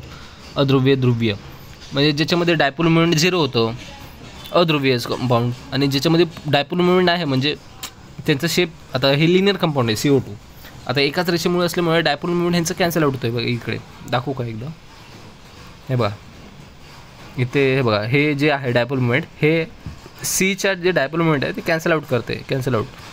त्याच्यामुळे हे नॉन पोलर बोललं जातं आणि जे SO2 आहे ते पोलर आहे, बरोबर. आता पुढे जे आहेत ते मी काही टेबल जोडलेले आहेत. आता इथेच तुमचे सगळे PYQ संपले आहेत, म्हणजे आत्तापर्यंत जेवढे पण तुम्हाला केमिस्ट्रीमधले क्वेश्चन आलेले आहेत, MPSC आयोगाने विचारलेले आहेत, PSI असो, STI असो, मुख्य असो, असिस्टंट असो, कुठलेही एक्झाम असो, त्यातले सगळे आपण PYQs कव्हर केलेले आहेत. आता पुढे मी काही टेबल दिलेले आहेत ते तुम्ही बघायचे आहेत. आता हा व्हिडिओ संपण्याच्या मार्गावरती आहे. आता तुम्हाला मी सांगत आहे की हे PPT तुम्ही कुठून भेटू शकता. ही PPT मी लवकरच माझ्या टेलिग्राम ग्रुपवरती अपलोड करत आहे. टेलिग्राम ग्रुपची लिंक मी या व्हिडिओच्या डिस्क्रिप्शनमध्ये देणार आहे आणि तसेच जी ग्रुपची लिंक आहे ती चॅनलवरती पण चॅनलच्या डिस्क्रिप्शन सेक्शनमध्ये पण उपलब्ध असणार आहे. तसेच कमेंट सेक्शनमध्ये पण टाकणार आहे आणि जेवढं जास्त तुम्ही शेअर कराल तेवढं बेनिफिशियल असणार आहे सगळ्या विद्यार्थ्यांसाठी. आणि हा व्हिडिओ तुम्ही शेअर करा आणि तुम्हाला जे कोण कमेंट्स वाटतात ते तुम्ही कमेंट करू शकता. तर ठीक आहे, रजा घेतो मित्रांनो. जय हिंद, जय महाराष्ट्र.